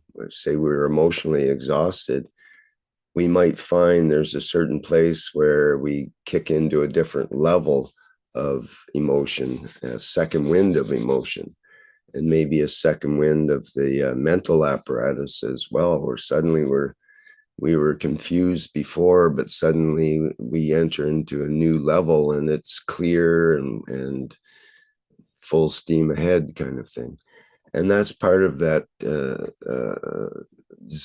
what I call zest with ease, that the holy hobo can go through life with, knowing that if he is exhausted, there's always that second wind option, which connects directly with the soul, I think. And that's what can happen under that kind of stress. He might put himself deliberately under certain stress in order to get into second wind. And it's not an easy life, but if you have the detachment and the clarity, then it becomes, like you were mentioning, you pass through it with a certain levity and clarity with it. You might see some people that are on the street and you look them in the eye and they have complete clear eyes, like they have a lot of wisdom. On the other hand, most of the people on the street have a lot of mental problems and other addictions and that kind of thing. But every once in a while, you'll find a holy hobo in amongst the street people and the people that are traveling. And you see their clear eyes and they're not carrying the baggage that most of us involved with life and all the things of life are cars and houses and family and events and all the things going on and work and all of our schedules. If you don't have all those things and you're free, then that's you're in a mood and mode of levity. You are very close to anti-gravity, you could say. Levity is the cure to gravity, right? So if you can, they even call it when you have a light step, or when you feel good, your feet are moving like they're lighter. And that's, I think, one of the secrets of the holy hobo as well. What do you think, Mashfaq? Yeah, that lightness, the carrying baggages, even when you're talking about it, it reminded me of one of Mr. Keshe's teaching about the physicality. When we are exhausted or when we are burdened, we slouch, our head goes down, things like that. When we feel tired, we slouch and things like that. But as we open up our chest, the energy transfer actually improves.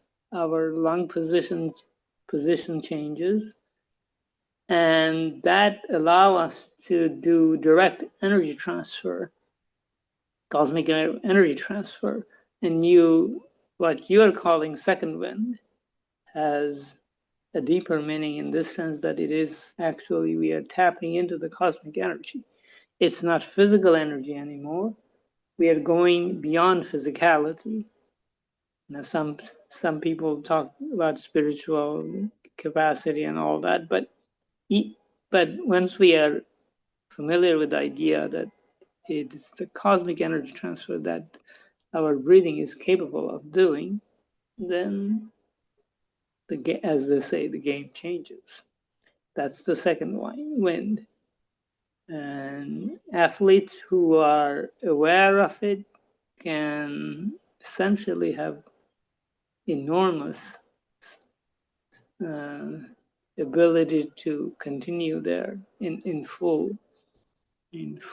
full energy. And so these are things that we have to apply to get understand and apply and then get a feel for it and feel the, what you call it, joy and levity that goes with it. So there is a lot of interesting things associated with it. And so the holy hobo's holiness has, even although he's holy, holiness can get a little bit of brushing up, let's say. But, you know, so. All right, I end here. And this is a screenshot, correct, Rick? Because I was going to say there's a couple pop-out menus on each side where you can, and there's a marketplace. That's what I was going to mention here. And this is part of the cash coin. I think this is where this will facilitate use of between association members. And there's also a setting in there where you can change the background. I prefer the darker background, but again, that's just me. It seems to have more different colors in it. So there it is. Yeah, it's like the teaching of the bell and the frequencies and so on. This is how I'm equating it. And I just heard someone the other day talking that wasn't associated with Foundation or anything, but they were saying how the green color is actually a very calming thing. And I think they mentioned something about connection to diabetic or something else, that these green colors, and you can see on this map, there's a lot of greens and even different shades of greens. They even have two greens together here, Kazakhstan and Russia. Mm-hmm. Usually it's a different color. It's just a slightly different color of green. And a bunch of greens down here as well. There's two other countries with the greens together. So I think this green color has a balancing or some sort of effect in a way, psychologically, on emotions, perhaps. Yeah, there's one of the pop-out screens pulled out from the left, which is kind of your sort of control panel where it gives you some level of changing certain things, how much you want to receive or give. I think that's the gravity or something like that. Again, there's daily quizzes that you can see on the bottom, in addition to MOSFEC's quiz.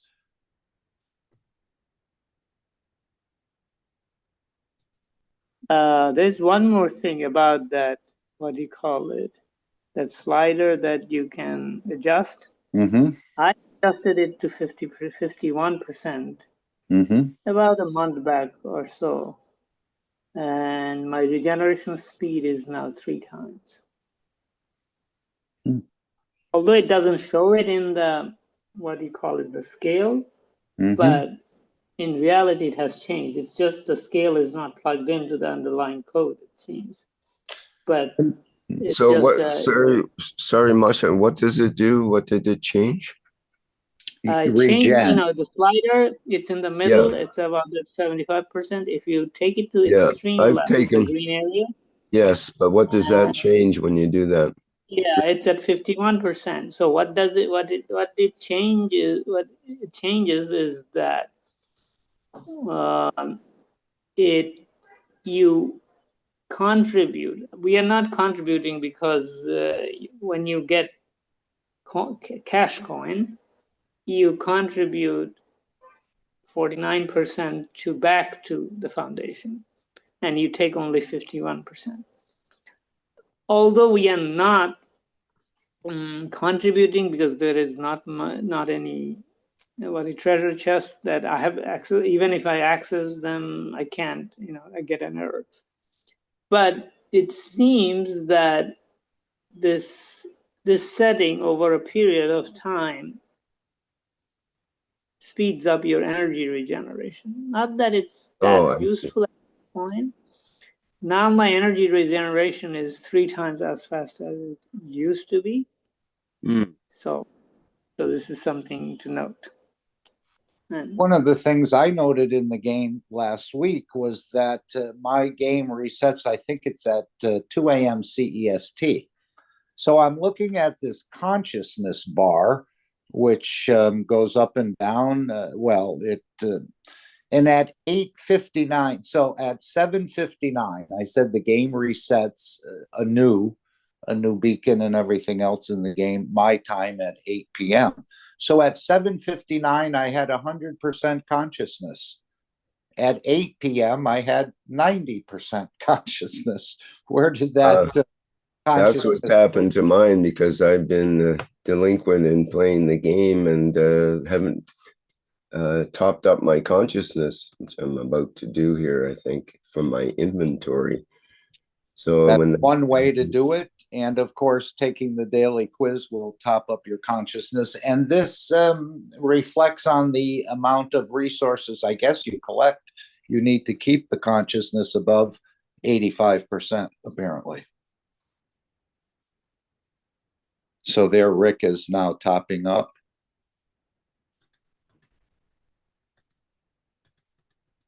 And anything else affect this consciousness, and what is its meaning? And why is it being depleted, and so on and so forth?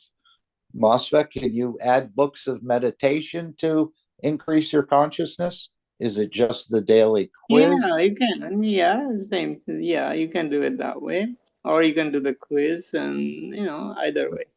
I'm adding the books of meditation now. It's taking all my books pretty much to bring it up to snuff, or at least up to I'm up there. I'm up to 100% there now. Get rid of those. There, the consciousness level is up to 100%. You're supposed to keep it over 80 in order for good things to happen when you play the game. And the way they've structured the game now is that everything seems to be increasing. The plasmas that you collect increase, the energy increases, the books of meditation increase, the books of wisdom are harder to, but yet they're still available. Mm-hmm. So it's the land of plenty, if you want to call it like that. This is what I'm seeing, or the way I'm playing it.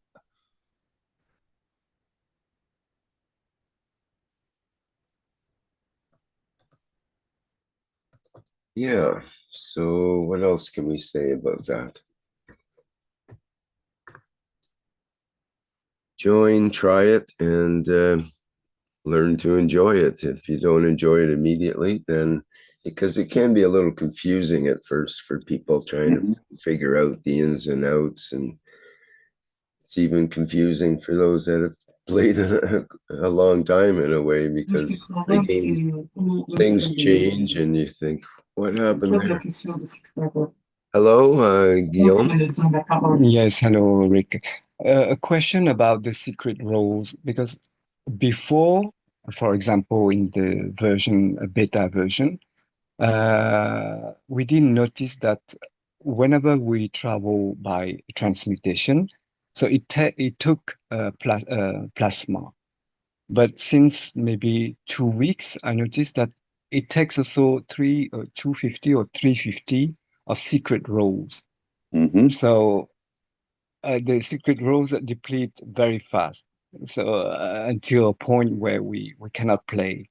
So who have any idea about the secret roles and why it comes at this point? You board the aircraft, you board the flying thing, and it works perfectly. It slows the game down, but the resource, like you said, the secret roles, the plasma, the books, the energy drinks, all accumulate almost by default. The secret roles accumulate? Don't you have to get them in the treasure chests? Mm-hmm. But there's no treasure, very few or no treasure chests available. I see there's one right there. Yeah, they pop up. They do pop up. I haven't seen them very often. And so that's one way of doing that. I just noticed my secret roles are getting quite low, and I've always had lots of them in the tens of thousands before. Now I've depleted them quite a bit from my use of the transmutation, and I'm reminded that I don't have a lot left. So yeah, I'll have to start grabbing treasure chests too. Yeah, and use the flying method. It seems to work Mhm. that way. Again, if you use the plasma transmutation, as Gilliam just said, that you'll deplete yourself rather rapidly. So I think it's a conservation of energy to use the flying thing, they call it, or the airplane mode of travel. Takes longer, but resources definitely accumulate. So you're saying sometimes the donkey is the better way? Apparently so. Who won the race, the turtle or the rabbit? Good point. And it's not a game to play and win, and it's not Yeah. to compare who's got more and who's got less and anything like that. This is a game about collaboration and cooperation. Yes, that's what really makes it different than most of the gaming that's available today, which is very much competitive and almost aggressive in many ways. And you're encouraged to be aggressive. Where in this game, you're encouraged just by the nature of the game to set a more leisurely pace, let's say. And I think as the connections go on and the abilities to help others within the game increase, we'll find that it'll become even more interesting on many levels that way. Yeah, that's what we hear in that Universal Council video. It's the elevation of the soul, the key to serve. So I think this is part of this, what's built into the back of this game somehow, is that ability to serve, and then the universe sort of opens up to you as we get away from some of our other bad practices, let's say. Well, that's the great thing again about playing the game. If you're involved in playing the game, you're not involved with doing other bad habits in your life that are holding you back, perhaps, like maybe you normally, I don't know, go out for a beer after dinner or something, but instead you got involved with the game, you started playing it, and you actually felt pretty good while you were doing it. And it was, in a way, a distraction from that habit, and you replace that habit with the habit of playing the game and the habit of feeling good while you do it, and all of a sudden you've replaced a bad habit with a perhaps somewhat addictive habit, but you can learn to not be addicted to this game as well. I was fairly addicted to it initially, and trying to work with it in the old school method of accumulating as much as possible and going through as many countries as quickly as possible and whatnot, but a much more relaxed and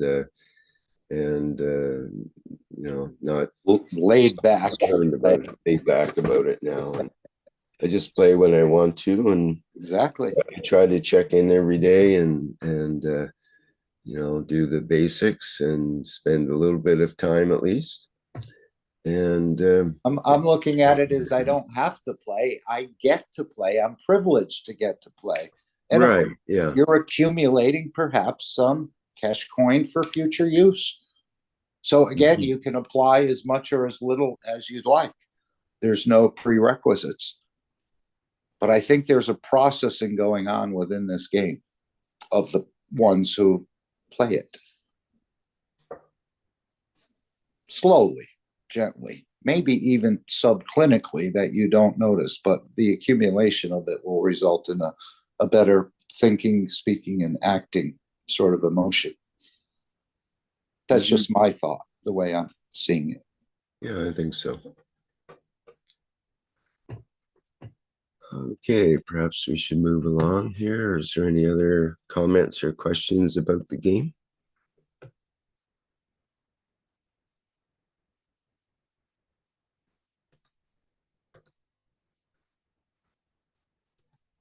Game of peace and enlightenment or enlightenment? Still a little debate about that, I guess.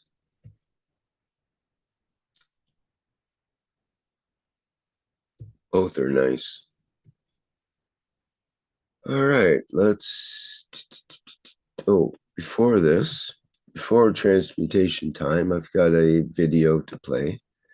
news about the Keshe Foundation from the last Knowledge Seekers workshop with Mr. Keshe. This is about 20 minutes, so buckle up and enjoy. Here we go.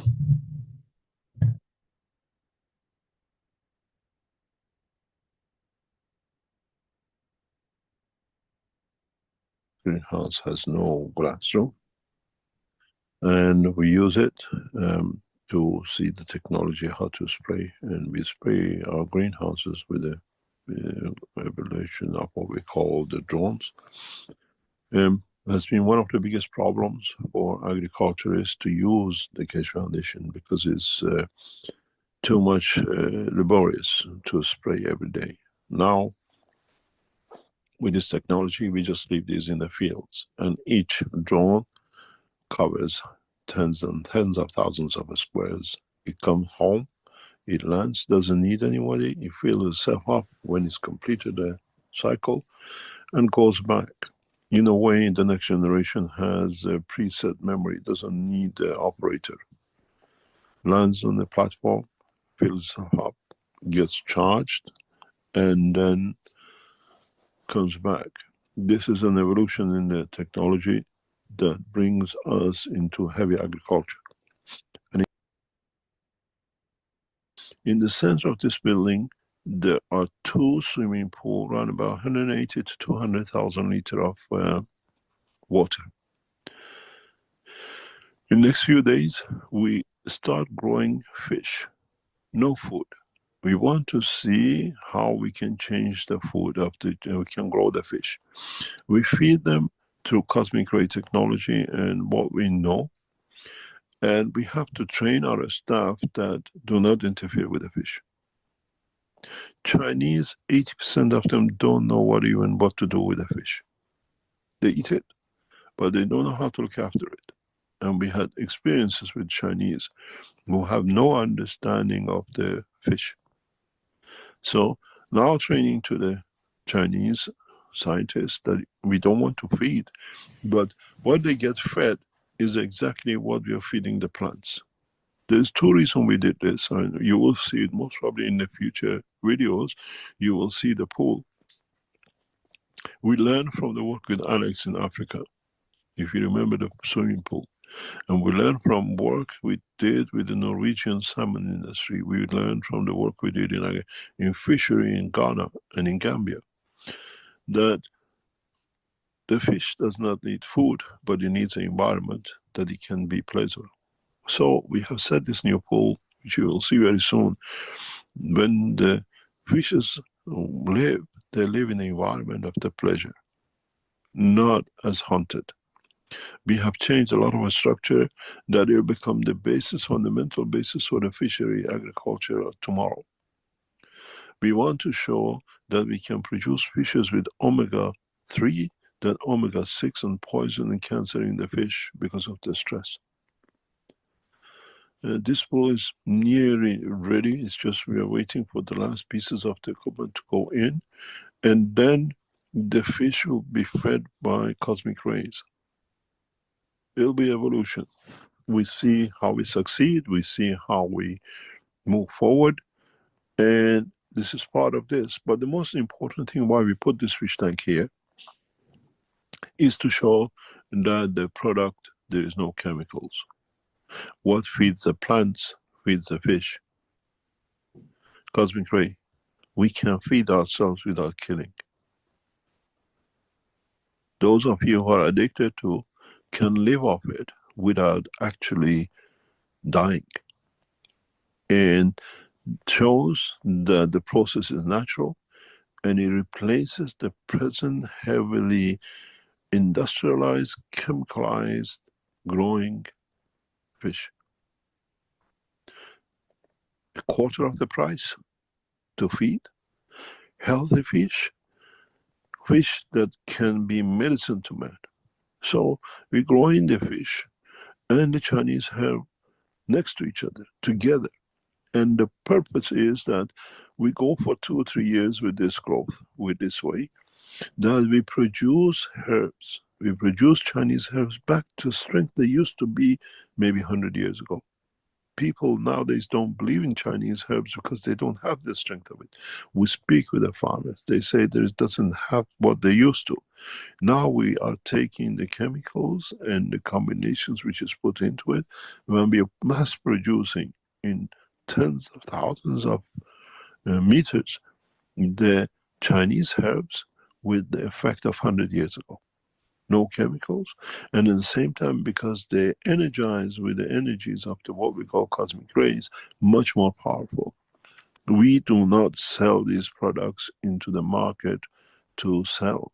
We want to see how people get affected. The root you buy from a shop, which says, oh, used to, now it does. But this becomes cleaning and developing vegetables that we make our technology out of, that is pure. We control, no chemicals. When you buy a product stamped by the Keshe Foundation, is pure from the seed to the hand of the man. These materials, as we grow, will be used by our what we call wellness center, and will be used by our medical application products, which very soon you will see across China. The health side of the Keshe Foundation products as medicine will be introduced in the Chinese market later on this year and beginning of next year in a massive way, and covering the whole of the China in one go. This process is setting up, it's getting set, and by the time everything is ready, you will see Keshe Foundation Chinese herbal medicine across Chinese hospitals and the processes. All is in the process of getting done. And all that will come from these greenhouses. In the near future, we don't rely on no one to supply us to trust that we use no chemicals. From the food, to the feed, to the fish, to the product manufacturing, and to the end. It takes a long time, another year or so, for us to lock everything into each other, but you're seeing how we spend Keshe Foundation money. Time to produce, and it just allows us. There's a step further after this, which will come in a mass production environmental change, which will be applied next year or so in China. And we export this technology outside. And this is the opportunity to change, where the man does not need to buy what the farmer eats free 3 times, 4 times more in the supermarket, because it doesn't cost any more. You don't need to buy chemicals, you just need to change the style of the life. I'm proud to say one of the ladies, somebody we're working, an expert in the environmental work, has joined us, accepted the leadership, and she'll work between Europe and China in coming weeks to gradually bring scientific work in the background directly with the environmental section of the Keshe Foundation. She's a leading scientist. She understands and has been in this work for a long time, and she accepted the position, and we'll see to the next step. This comes out of you writing to us, and we assess your expertise, your knowledge, and how you can do. And this week, 4 new positions around the world has been offered to the leading scientists to head their own divisions and to bring in a new technology diversion and what we call Keshe Foundation across the world. Language is not a barrier. Nationality is not a barrier. Nothing can stop us to serve humanity. You will see a lot of women at the head of the Keshe Foundation work. As the head of the Keshe Foundation, she's been there for a long time. You have now number of ladies heading different divisions of the Keshe Foundation. We are not allergic to other races and creeds. We are all one and we work one. And the establishment of the Keshe Foundation is becoming very nice, how women are taking their leading position in such advanced technology. But we want the feedback. If you go to the store of the Keshe Foundation, you see 2 different type of beads has been introduced. Again, the colors are not natural colors. The colors are very different. This is a part of the range of the products of the Keshe Foundation, where you will see the what we call the new beads that you can purchase. You need 2 of them. When you buy them, put one on the right, what do you call it, hand, and one on the left foot across your body. The both sets are set up exactly the same as we used to do the paint pens. We are very interested to the what we call the evolution of these beads, how you respond and how it will be. And it's very important to us. You have to mention which bead you want. You want a combination, you want the sugar bead, or you want the what do you call the paint beads. This is built into the cycle of the what we call energy transfers. And then I think you have another product which is added again for the book. This is part of the same structure where we would like to know if you purchase the bead with a book, which is a butterfly. It's a book holder. Doesn't give different effect. This is for us. The butterfly and the bead are connected to each other, and we have a reason for it. It's another part of the development of the technology. Does it give you the same sense? Do you read the book, or do you get the essence of the book in the dimension of the soul when you carry the bead? The bead connects to the butterfly. And it's very interesting to see how these things develop. The ordnance. At the moment, there is a number of ordnance working in our research centers. The first 4 ordnance has left our research and development, and it'll be in hand of knowledge seekers. So the ordnance are on the move. 28 of them by end of or middle of July will be around. We don't announce who receive it or what the reasons we have, but we have started delivering one on. Now we are going to, it's already left, it's in the hand of a dispatch, and it will be with you very soon. Do not disclose when you receive these to anyone. The first 28 are crucial. We run this for about a month to 2 months to see all the things we need to do. What are the factors? It's a plug and play. On the box you see the units. When you receive it, has a number. You don't need to announce it to us. If you announce it to us that you received it, it'll be good. But we recognize it directly through our system. Doesn't matter where you plug it in the world. When you receive, if you are one of the 28 people receiving these, do not announce or do not let my friend know or one of the knowledge seekers to know. We want to keep it totally secure. You're the first line of test. In August, September, we'll release 100 units. Depending on if we have to do work in the background, we see the weaknesses, we might delay it. But it's taken us nearly a year to put this out. At the moment, there's another 14, 15 master control units or whatever working in the background. They've been tested around. Now, this is going to across South America, Central Europe, Southern Europe, Asia, everywhere. And this is all for us to see the system. We go to 100 in September, October. We go to 500 by the end of the year. If all the tests comes perfect, we don't get interference. We don't need to adjust. And then you start receiving the universal antennas to add to it. And then we monitor the first 500, how they operate with the universal antennas. And then we go into release of tens of thousands in over the next 2, 3, 4, 5 years. Step by step. You are part of the support of the Keshe Foundation.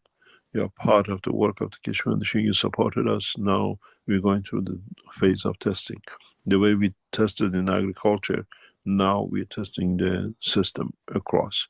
Can we transfer? Can we put one of these units with you? And connecting to you, you can change, let's say, addiction. You can change your hunger. 3 weeks ago, 3 Fridays ago, we did for the first time single individual test for addiction, because a lot of you didn't write to us. And we did a cycle of tests with one alcohol and whatever addict substances we don't know. And the interesting thing is, after 2 weeks, the guy says, I never had addiction. I have no craving. I wasn't addicted. And he's in the Institute for Addiction and Alcoholism. He says, I have no craving. So we have seen 1 session, 2 hours has changed life. That he, the person inside himself, he has been taken to rehabilitation for alcoholism, whatever. And he says, I have no craving, I'm not addict. Even have erased the memory of addiction. No craving. And we test this again with some individuals we see in the next few weeks through these ONNs. That the message received by people who are part of can deliver. We received a beautiful gift from one of the knowledge seekers yesterday. They have created an app for the Keshe Foundation. I thank both of them. These guys have worked so hard and been at it. And it's passed on to the people who are in charge of it. And soon, if their work is completed with the other work of the Keshe Foundation, you'll get your app. It's already done by these knowledge seekers. The gifts we receive is unbelievable, but in a way, we gave you the gift free in 2016. And it took 10 years for you to gift it back to us, that we can give it to the rest. And this is the process which is going on. And after a year delay, your audience are literally on the way to the first 28 people. Altogether, I think it's about 42 of these in operation, which has been set different part of the world. They're in 3-4 locations at the moment. Now we go to 28 locations plus the other 10 or 14 units which are in the background running as the controllers and the testers and the rest of it. I thank those who are behind it. It's been a lot of hard work, a lot of nerve-wracking time. And once this is done, we complete the first 28, we start sending and seeing how the cash coins will operate and behave and the control of it. So this is part of the bigger structure of testing for us, allocating, delivering cash coins and cash coins, the 2 different coins, into the operation, monitoring it, not hacking and the rest of it. So please, when you receive these units, we thank you for being with us. We thank you for accepting to support us in this, but keep it to yourself. Keep it in a cool place. It creates heat, creates energy, and put it on a stand that it can airflow, air condition around it. And then when you receive your universal antenna, there is a plug in the back. We send you a picture where to plug it. It's plug and play. You don't need to do anything else. Then we transfer energies and cosmic ray energies. When we give you this, we have to see how these fields affects the motherboard on these systems. In what you receive, it might not do anything wrong. It might be working, and then when we send the energy of an apple, it might interact with it. This is the test. What is need to be done, and we go through it. There's a position we are looking for. Experienced sales team for the Keshe Foundation in China and worldwide. Our sales team needs strengthening. We rely on the knowledge seekers who understand what it does, but they have expertise in sale. And this position is open. We're trying to cover it with everything else. We need a modern advertising systems. We don't rely on televisions, and we don't rely on, God knows, telephone calls. We are trying to use the influencers and gradually build up the technology around those who understand the new technology and want to use it. We are looking for doctors who can start testing our material, what we call medical applications, with license through Chinese structure of their licensing across their patients in China and outside. These are all owned, controlled by the Keshe Foundation team and run for the Keshe Foundation. We expect to launch about 10 different products across China in the next few weeks or the next few months. And if you are in Chinese herbal medicine, or you are in medical applications, or what we call as a doctor in China, please get in touch with us. Gradually you will understand how to do it and tell us what you see. You can advise us. We need your expertise. And we put you in touch with the sales team of the, what we call the medical sales, and you can negotiate with them or talk with them, advise them or whatever, and in the team which will be set up. This is totally in-house Keshe Foundation Corporation, and we'll take you into the factories to see, and you understand how we do, and then we get export license for these across the world. We are going step by step. A lot of tests was done in different part of the Keshe Foundation in the past, and now all those certifications, all those materials are coming into use for the, what we call, medicine part of the Keshe Foundation application.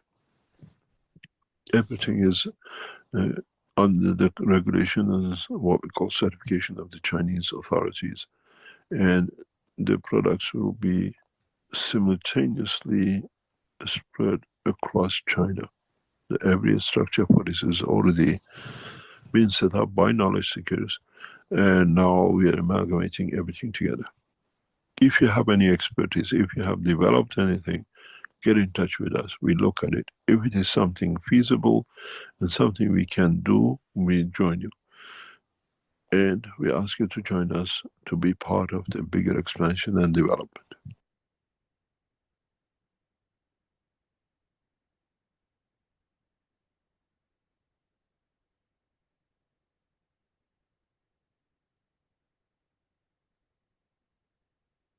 Okay, that completes our excerpt from the last Knowledge Seekers workshop. News about the Keshe Foundation. Okay, now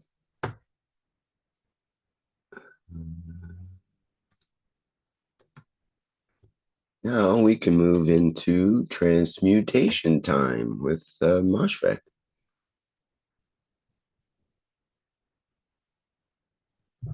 Hello, everyone. Let's see whether we can become the fish that Mr. Keshe is talking about. We have this pond that's being created to put fish who will be fed energy directly. We have a similar situation developing along the line of the ONN, One Nation Network system. So, and these are to help us receive energies directly. At the same time, we are also being taught how to transfer energies ourselves through emotion, through breathing, and those kind of things. And this is not a new area in a way. It has been talked about more than 2 years back, because that's when I started.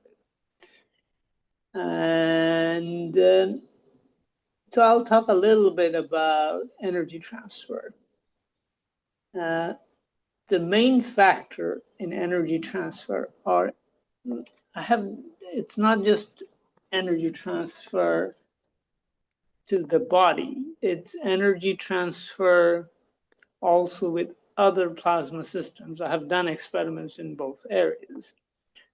And in a way, you can think of as you do the energy transfer, you engage your emotions, intentions and emotions. So the emotional part wasn't clear to me at the beginning, especially when I was interacting with reactors. Sometimes I would like focus on it and nothing would happen and things like that. And then when I would relax, things started happening. So this was my first hint of how to transfer energies or control systems.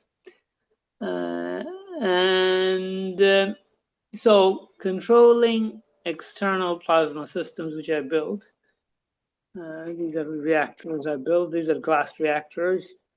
No motors. I never used any motors. I use fields to create rotation, so it's only fields-based devices.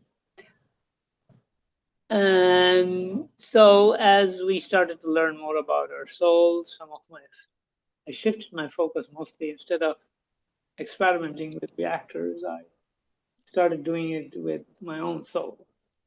And that's when I started to think about how to control eating and other things. I'll focus on eating part, or transferring energy as a feeding mechanism, much like what you are hearing about the fish pond. So and there is the other factor in doing this kind of thing is that I am not eating and then I'm transferring energy. So a large part of the effort was convincing others that I am going to try to not eat.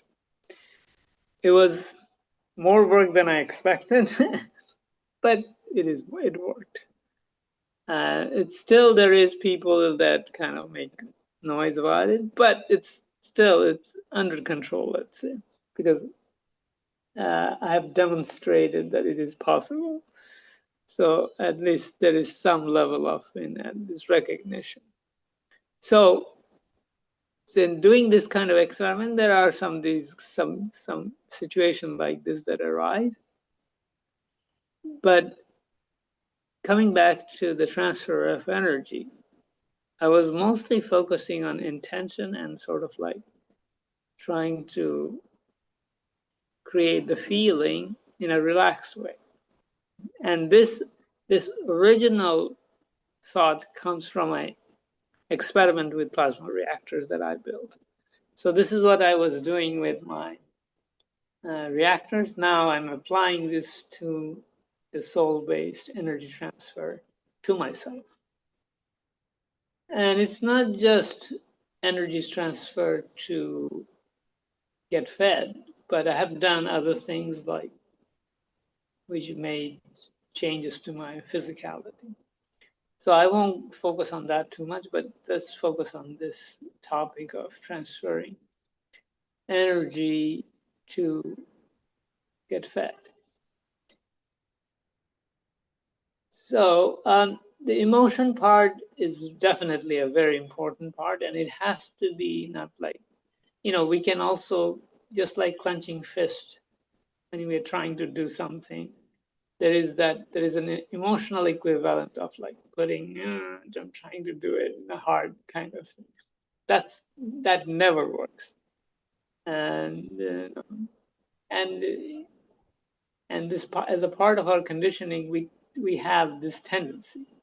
But once we kind of get out of that tendency, then it becomes easier, and one can observe the emotional landscape in a sense that it's not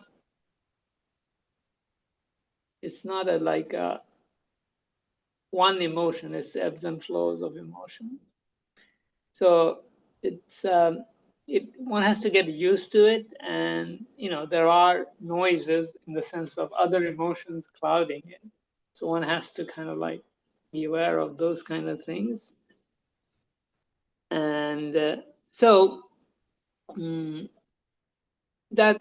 these are the parts I focused on.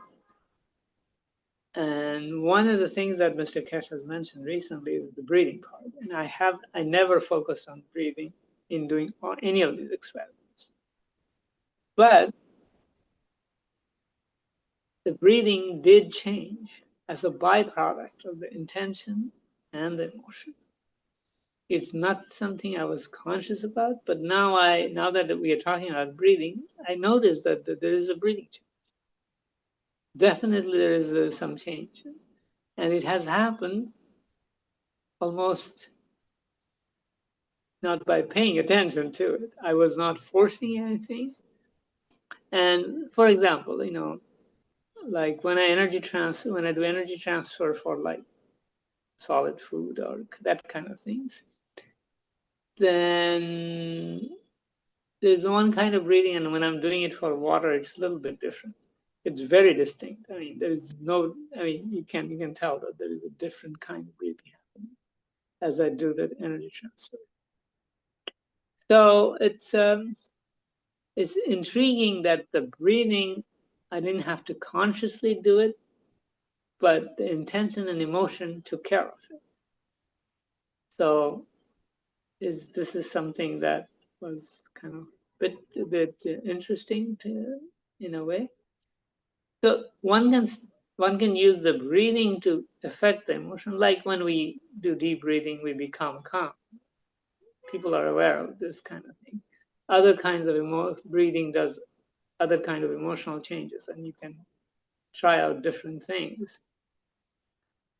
So this is the thing. You can come from a breathing end, which is, I think, is a little harder than doing it from the intention and emotion end, because we're operating with a higher energy field. So this is something to think about, play with, whichever you feel comfortable, all these things. But things are definite, and they are, this is all comes from experiments. And experiments with reactors, with non-biological reactor and biological reactor. I don't know whether I can call myself a biology, my own soul to be a biology. It's not biology, but it is encased in a biological system. So in any case, so this is, and now that Mr. Keshe is talking about I, so this is something I have to start adding to the mix of things.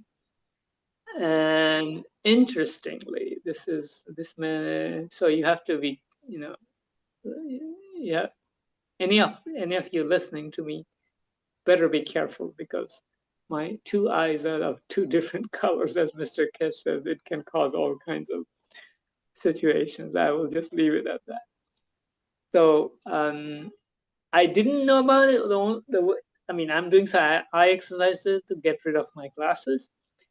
And what I noticed in doing these exercises is that one of my eyes it perceives brightness, but the color perception is not as, it's more bland. Whereas the other eye has a very vibrant, the colors are much more vibrant on my left eye. And so I looked in the mirror, and sure enough, they're different colors. So, well, after saying all this, you guys better be careful. I have two different color eyes. Anyway, I just wanted to have some fun and today's transmutation session with this information. But thank you very much. And any question, any comments? Thank you for the warning, Mashrak. Interesting. Thank you, my dear Moshik. Thank you for the warning too. And as you have explained beautifully every time you do, I also want to say about the transmutation happening all over the world in the planet. Like, as an observer, we became after so much, understanding how to be in peace. As you have discussed in the game of peace and enlightenment, more and more the game is by souls playing in the game. They are becoming more like believing in giving, more in giving.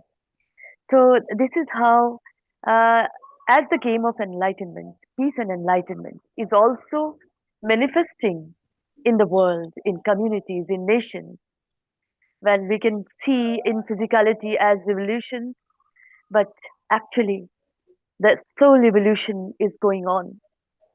As we can see as an observer, I have seen this starting from Sri Lanka, the revolution in the physical way, but the evolution of the souls are coming out in this and becoming this game of peace and enlightenment. And then to Bangladesh, the evolution of the soul we can see. Yes, we can see the chaos, the tragedy, the pain, but the evolution of the soul is coming out with the new generation beings, beautiful beings, awakened, conscious givers are coming out more and more, like the churning of the milk. And then we can see it in India, Nepal. And after Nepal, it started in India as the politician has declared the acting politicians, like from the BJP party, actually a radical Hindu party, I will say, operated by CIA, and they have declared suddenly that all the service classes people in India are like cockroaches. And what they do to the cockroaches and what the cockroaches do, we all know. And this has hurt the respect of the service class people as they are doing their hard job. And then a party is formed like the cockroach party here in India with a leader, and he was violently attacked also. And the leader is a young boy, and all the young people are in this party, the cockroach party. Um, Evolutionary steps are going on, dear beautiful souls, and I hope these evolution will be all over as it is going on and evolving as a cockroach party here in India is beautiful to see as an evolutionary party in physical matter, a physically revolutionary party, and we can see the game of peace and enlightenment is manifesting all over the world, all over the planet. So this is what I wanted to say about this transmutation. Massive, beautiful, to the core of Gaia, Mother Earth. Well, I will say the word ascending together in a level of beauty and totality, as we are doing in Keshe Foundation, Spaceship Institute organization. Welcome. Thank you. Thank you so much. Salam, namaste. I'll add a little bit to Shweta. Oh, This whole thank you. The whole cockroach party phenomenon is an overnight thing, and it's essentially kids in the Gen Z kids really doing it, and it has like overnight, like there are millions of people active in this effort, so it's kind of fun to watch, and let's see how it goes. But things are moving in a weird way, and actually, as a result of this, there is a ban on, since these young generation operate with like social media, there is a ban on Telegram until the 22nd or so, I think, in India. So things are, let's say, moving, shall we say, in weird and interesting ways. So let's see. I mean, it's happening all over this area, and then each iteration improved on the previous effort. So hopefully Indians will have a much, what do you call it, much more advanced version of this kind of movement. So it's fun, and these people are not doing it the old way as we are aware of it everywhere. So let's see how it goes.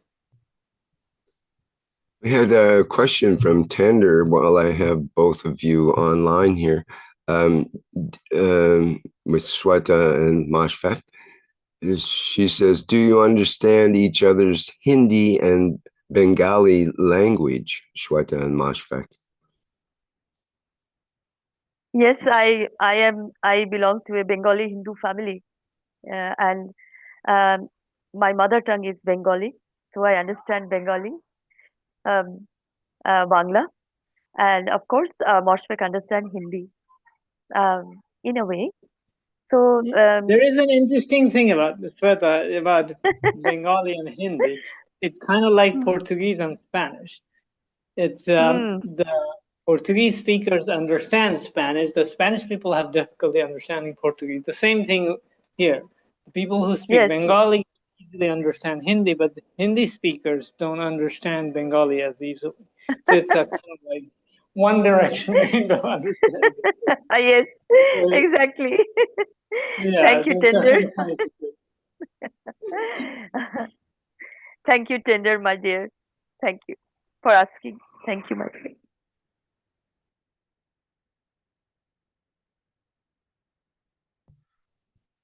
All right, let's move along here into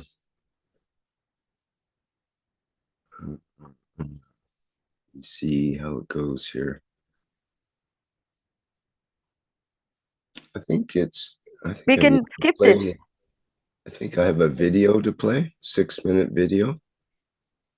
Invitation to the October exhibition. Okay.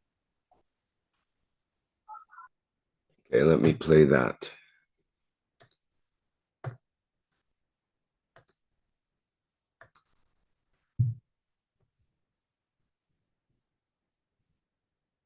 Foundation, as we are pushing forward with the meeting of 23rd, 24th of October in Switzerland. The Keshe Foundation has put out reservation. You can reserve your seat. We have a limited number of places for people to attend. It's an exhibition, not a conference, but at the same time, there will be a lot of presentations and explanations. 23rd is booked for officials and dignitaries, and the 24th is for knowledge seekers. You spend the day. We try to bring the head of the Keshe Foundation, Chinese operations, and the board of directors of the Keshe Foundation China will be present. What we call Keshe Foundation, heads of the Keshe Foundation will be present in the exhibition with the new technologies. Is a groundbreaking technology. This work for it is going on in the background, and it'll be a very limited number of people we can let in. And we try to keep the integrity of the work of the Keshe Foundation in this meeting. The other point with this is that we will demonstrate one of the major problems in Europe, how it's solved. The process is ongoing, and Keshe Foundation initially started working on this in 2017. Opportunity has risen in Switzerland for us to bring the two together and show how the technology can change everyday life for many of you through the what we call environmental contamination. We consider Switzerland as a clean, everything to be perfect and clean. And it's a good place to show how a clean technology can bring cleanliness actually to the people. And then from here we spread it across Italy, France, Germany, and the rest of it. And the other products of the Keshe Foundation will be on links in next few hours. I presume they're working on it. Okay, good. But now this exhibition is, you see the water. There is a reason for this water, and when we get closer, we explain. This is part of the work which Keshe Foundation has been involved in 2017 in conjunction with with the Italian Parliament. We work with, now we can release the knowledge partially. We work with the Prime Minister of Italy, Berlusconi, to do a research on this subject. It took 3 years to do the report, fully covered by the Italian Parliament and Italian government expenses. And in the background, we did some with knowledge seekers and some hidden to Italian atomic energy authorities, because there was a lot of things in the background. A couple of knowledge seekers are involved in the front, but the main backbone of this is the nuclear contamination. And now we brought this in Switzerland. It's a beautiful place for it to come out, because it involves the Swiss residents or citizens. And it is amazing in what will be unveiled in this presentation. Not only for Europe, but for North America, especially the United States, is extensively involved and damaged in this structure. There are, what do you call it, court cases and lawsuits in America. Then we show for the first time the solution. Representative from major independent organizations to confirm will be present. It's all getting set up. That organizations, international independent organization, even from United Nations, will be present to confirm the technology. Iranian ambassador to Switzerland is one of our guests, and it will be as part of development. It's a joint collaboration with Chinese cooperation of the Keshe Foundation, Iranian Keshe Foundation, and others. And for this respect, we have asked the Iranian ambassador to Switzerland to attend as part of the joint China-Iran collaboration of the technology. It will be very extensive, and it's all in plan. It's all going ahead, 5 months ahead. And that's why on Friday is exclusive for dignitaries and official representatives. We'll see what it will be, but you will see one of the technologies of the Keshe Foundation.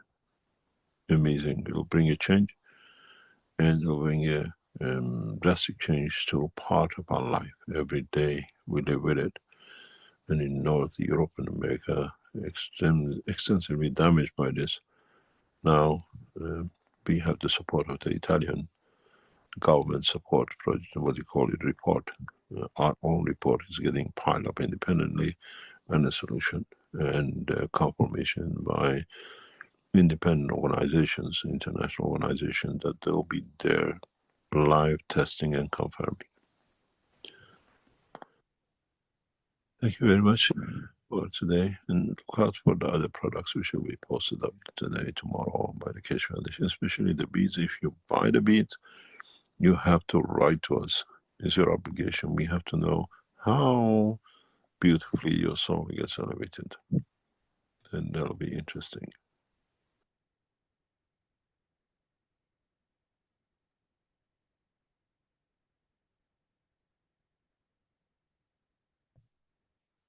All right, back to our program here.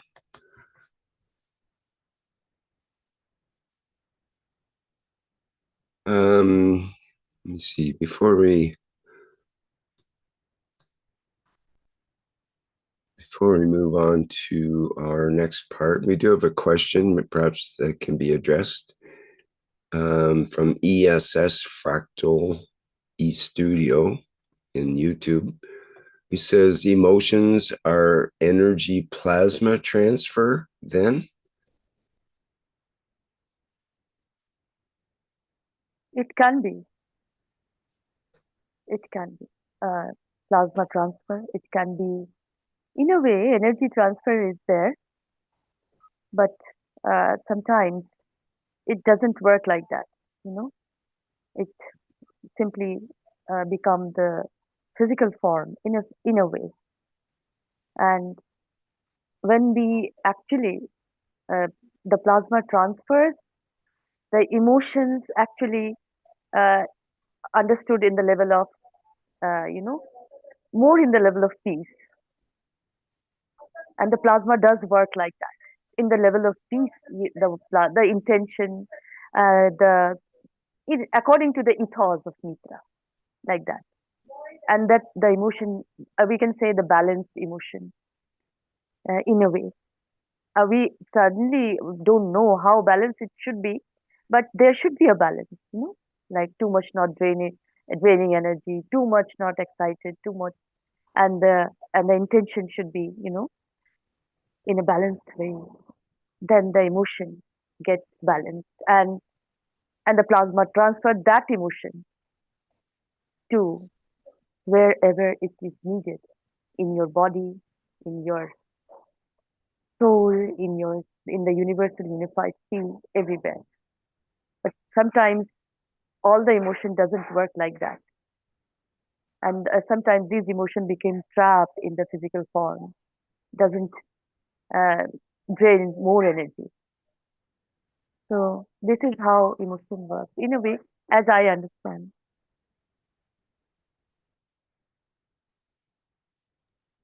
I'll add a example.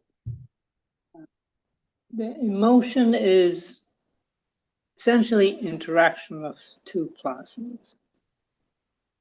Let's take an example from our physicality. There is an interaction between our planet and the sun, and that interaction produces what we see as blue sky, which has a very specific emotional characteristic.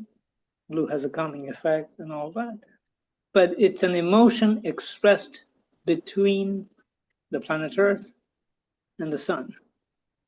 Similarly, emotion manifests between our solar physicality and physicality, which are the ones that we are more used to. And then there are the deeper emotions, which is between the soul of man and solar physicality. Many of the experiments that we do relates to these kind of emotions. So any two plasmas interacting creates emotions. That's the general term for it. So if you change the interaction, if you change the emotion, then interaction changes, and therefore the plasma on the two ends are affected by it. So it acts as a control system in that case. So this is how you can do things, fly spaceships, for example, by your emotions and thoughts. And there has been discussion on it, but we are much more specific and definite when it comes to how you do it and how we learn to do it. It's not that we are just talking about theory, we are also learning and applying it in different types of plasma systems. I hope this gives you some idea.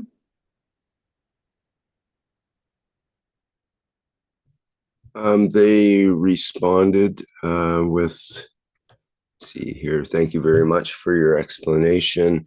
Meditation in universal love, then there's more power transfer of plasma energy.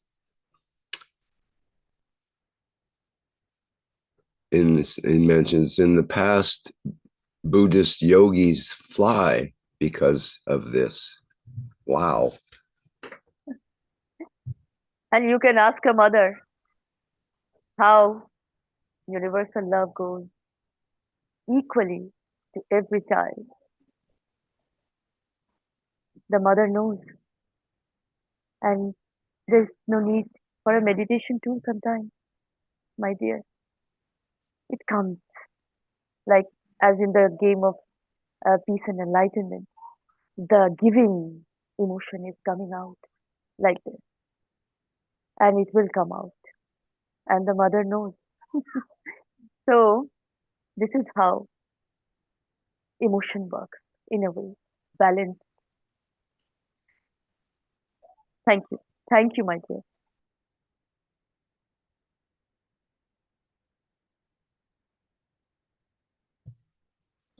Maybe Okay. a little bit more detail on that one would probably help. I mean, we have talked about this, and Mr. Keshe has talked about this. It's the mother's kiss. Mother's kiss and mother's hugging the baby that does the information transfers through emotion, and the milk responds, the delivery of the milk with the correct nutrients or energy is delivered to the baby as a result of it. So emotion as a control system work between mothers and babies. So it is everywhere. We just didn't know how beautifully it works.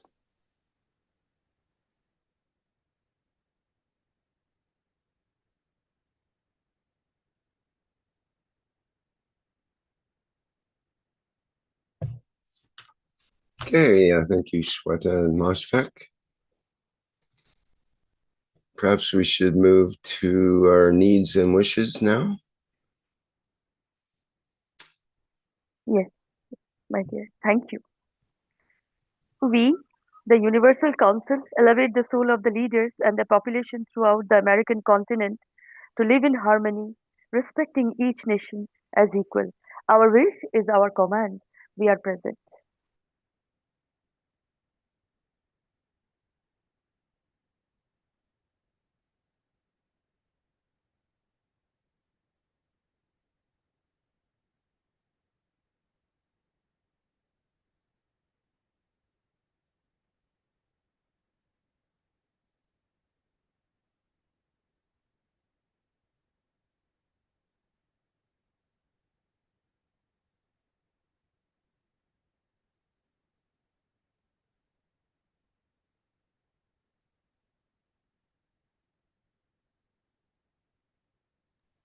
We, the Universal Council, give from our souls collectively to protect all the world and Iran from all evil.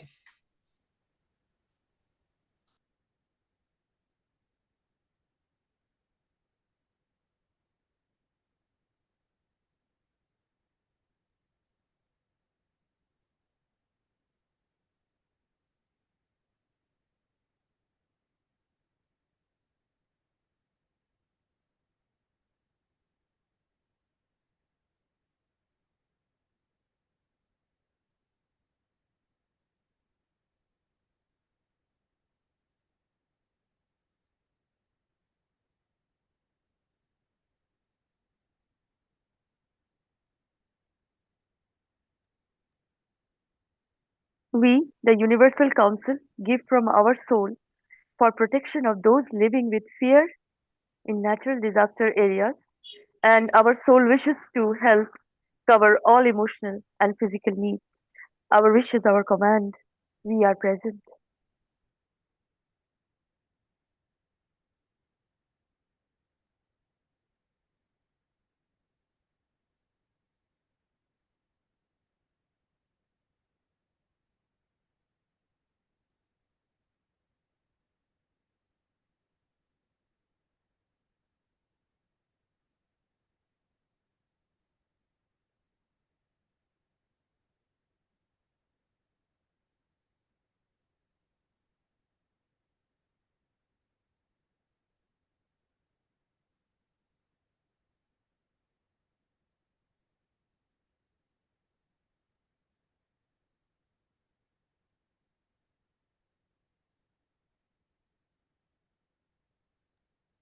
We, the Universal Council, elevate the souls of the leaders involved in conflicts in Sudan and other areas only by greed, with unconditional love and inner peace, so that they respect the lives of all population because they're sovereign and free.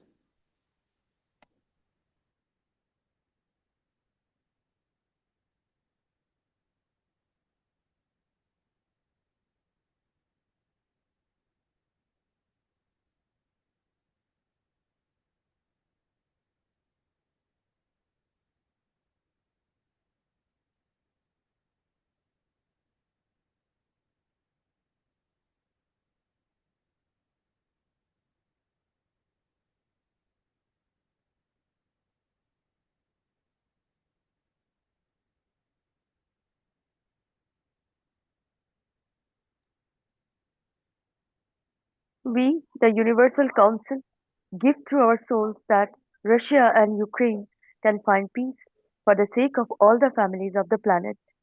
Our wish is our command. We are present.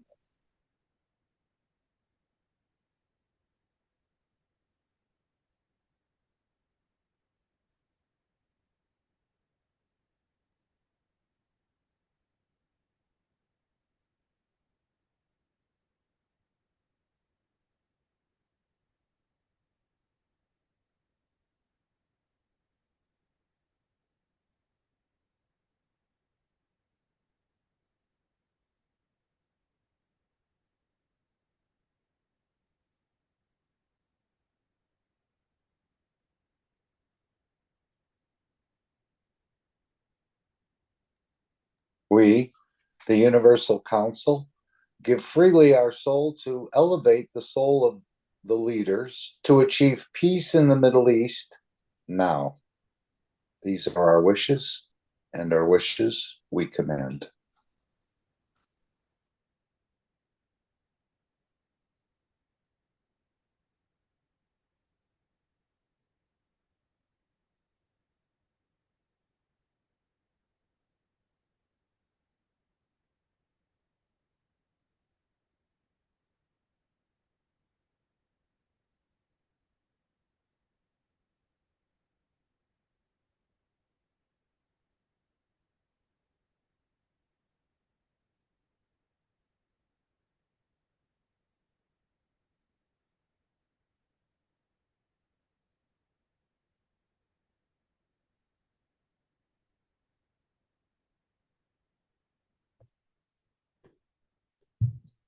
Okay, thank you for those needs and wishes. Before we complete this part, I'd like to ask if our attendees have any questions or comments they would like to say as the microphones are. Hello? Rick, okay. I give one more wish to the Colombian people, Colombian citizens, because it's last Sunday have elect the president. Actually, not confirmed, but the population is divided half to half. But my wish is please give you energy from your soul to the people find the correct way to achieve peace. Thank you. We are present, my dear. And there is a wish from Digbani, and his wishes. I come by this time, wish our world to God elevation of each soul to hear. Can you hear me? Sorry. I come to by this time, wish our world got elevation of each soul to hear the voice of other soul near, in case of getting elevation to recognize that all are same source and together took the path of the peace. So all of us are called to took the vessel of services each other. I am and offer that wish. Hope we are on. Thank you. We are present, my dear. I am also present. Thank you. Present. Present as well. I am present.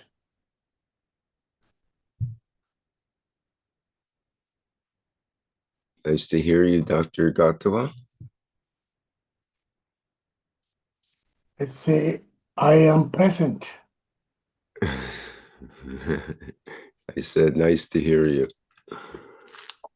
Oh, My thank you soul very is much. present. My soul is present.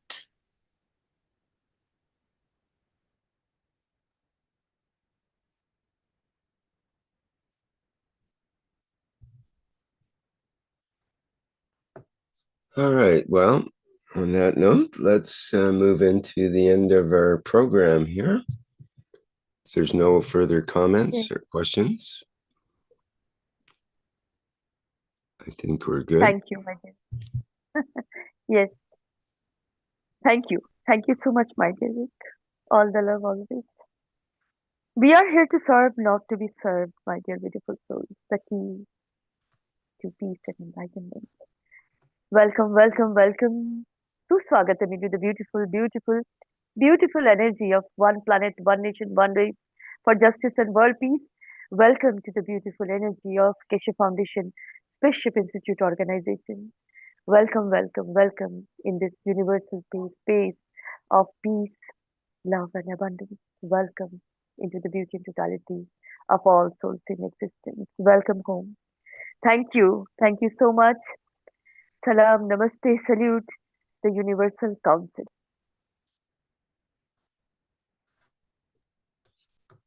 Yes, Sweta, it's time to say thank you so much, beautiful soul, because you give freely your soul for the give peace across the world. Of course, because unifying to the universal community. Thank you so much. We are the soul of peace.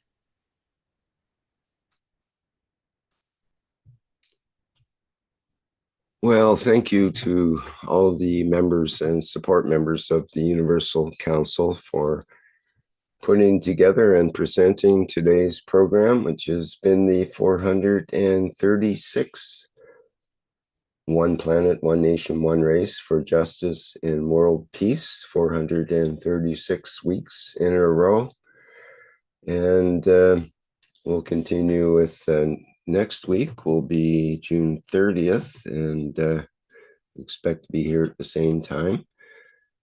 The next public teaching workshop will be the Keshe Plasma Reactor Group, which starts at 7 a.m. Central European Time on Wednesday, June 24th.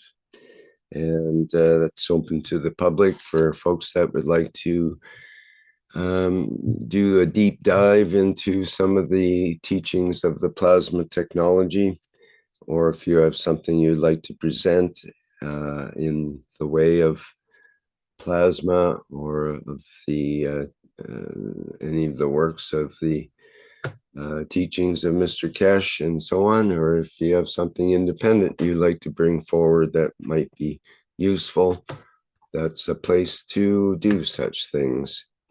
We're open to many topics and cover many things, everything under the sun. Okay, you see. And of course, the Knowledge Seekers Workshop coming up Thursday, that'll be June 25th, and starting at the 9 a.m. Central European Summer Time. Okay, I think that's it for now. Other And than now, the finale. now is the time for dance, dance, and clap, clap, beautiful souls. Thank you so much. Thank you. Thank you, Sweta, for the intro of our last part here, which is the flight enhancement spaceship unit that we like to play. And as Sweta says, may you clap and dance your way into the day. Bye again, and thanks everyone for being here.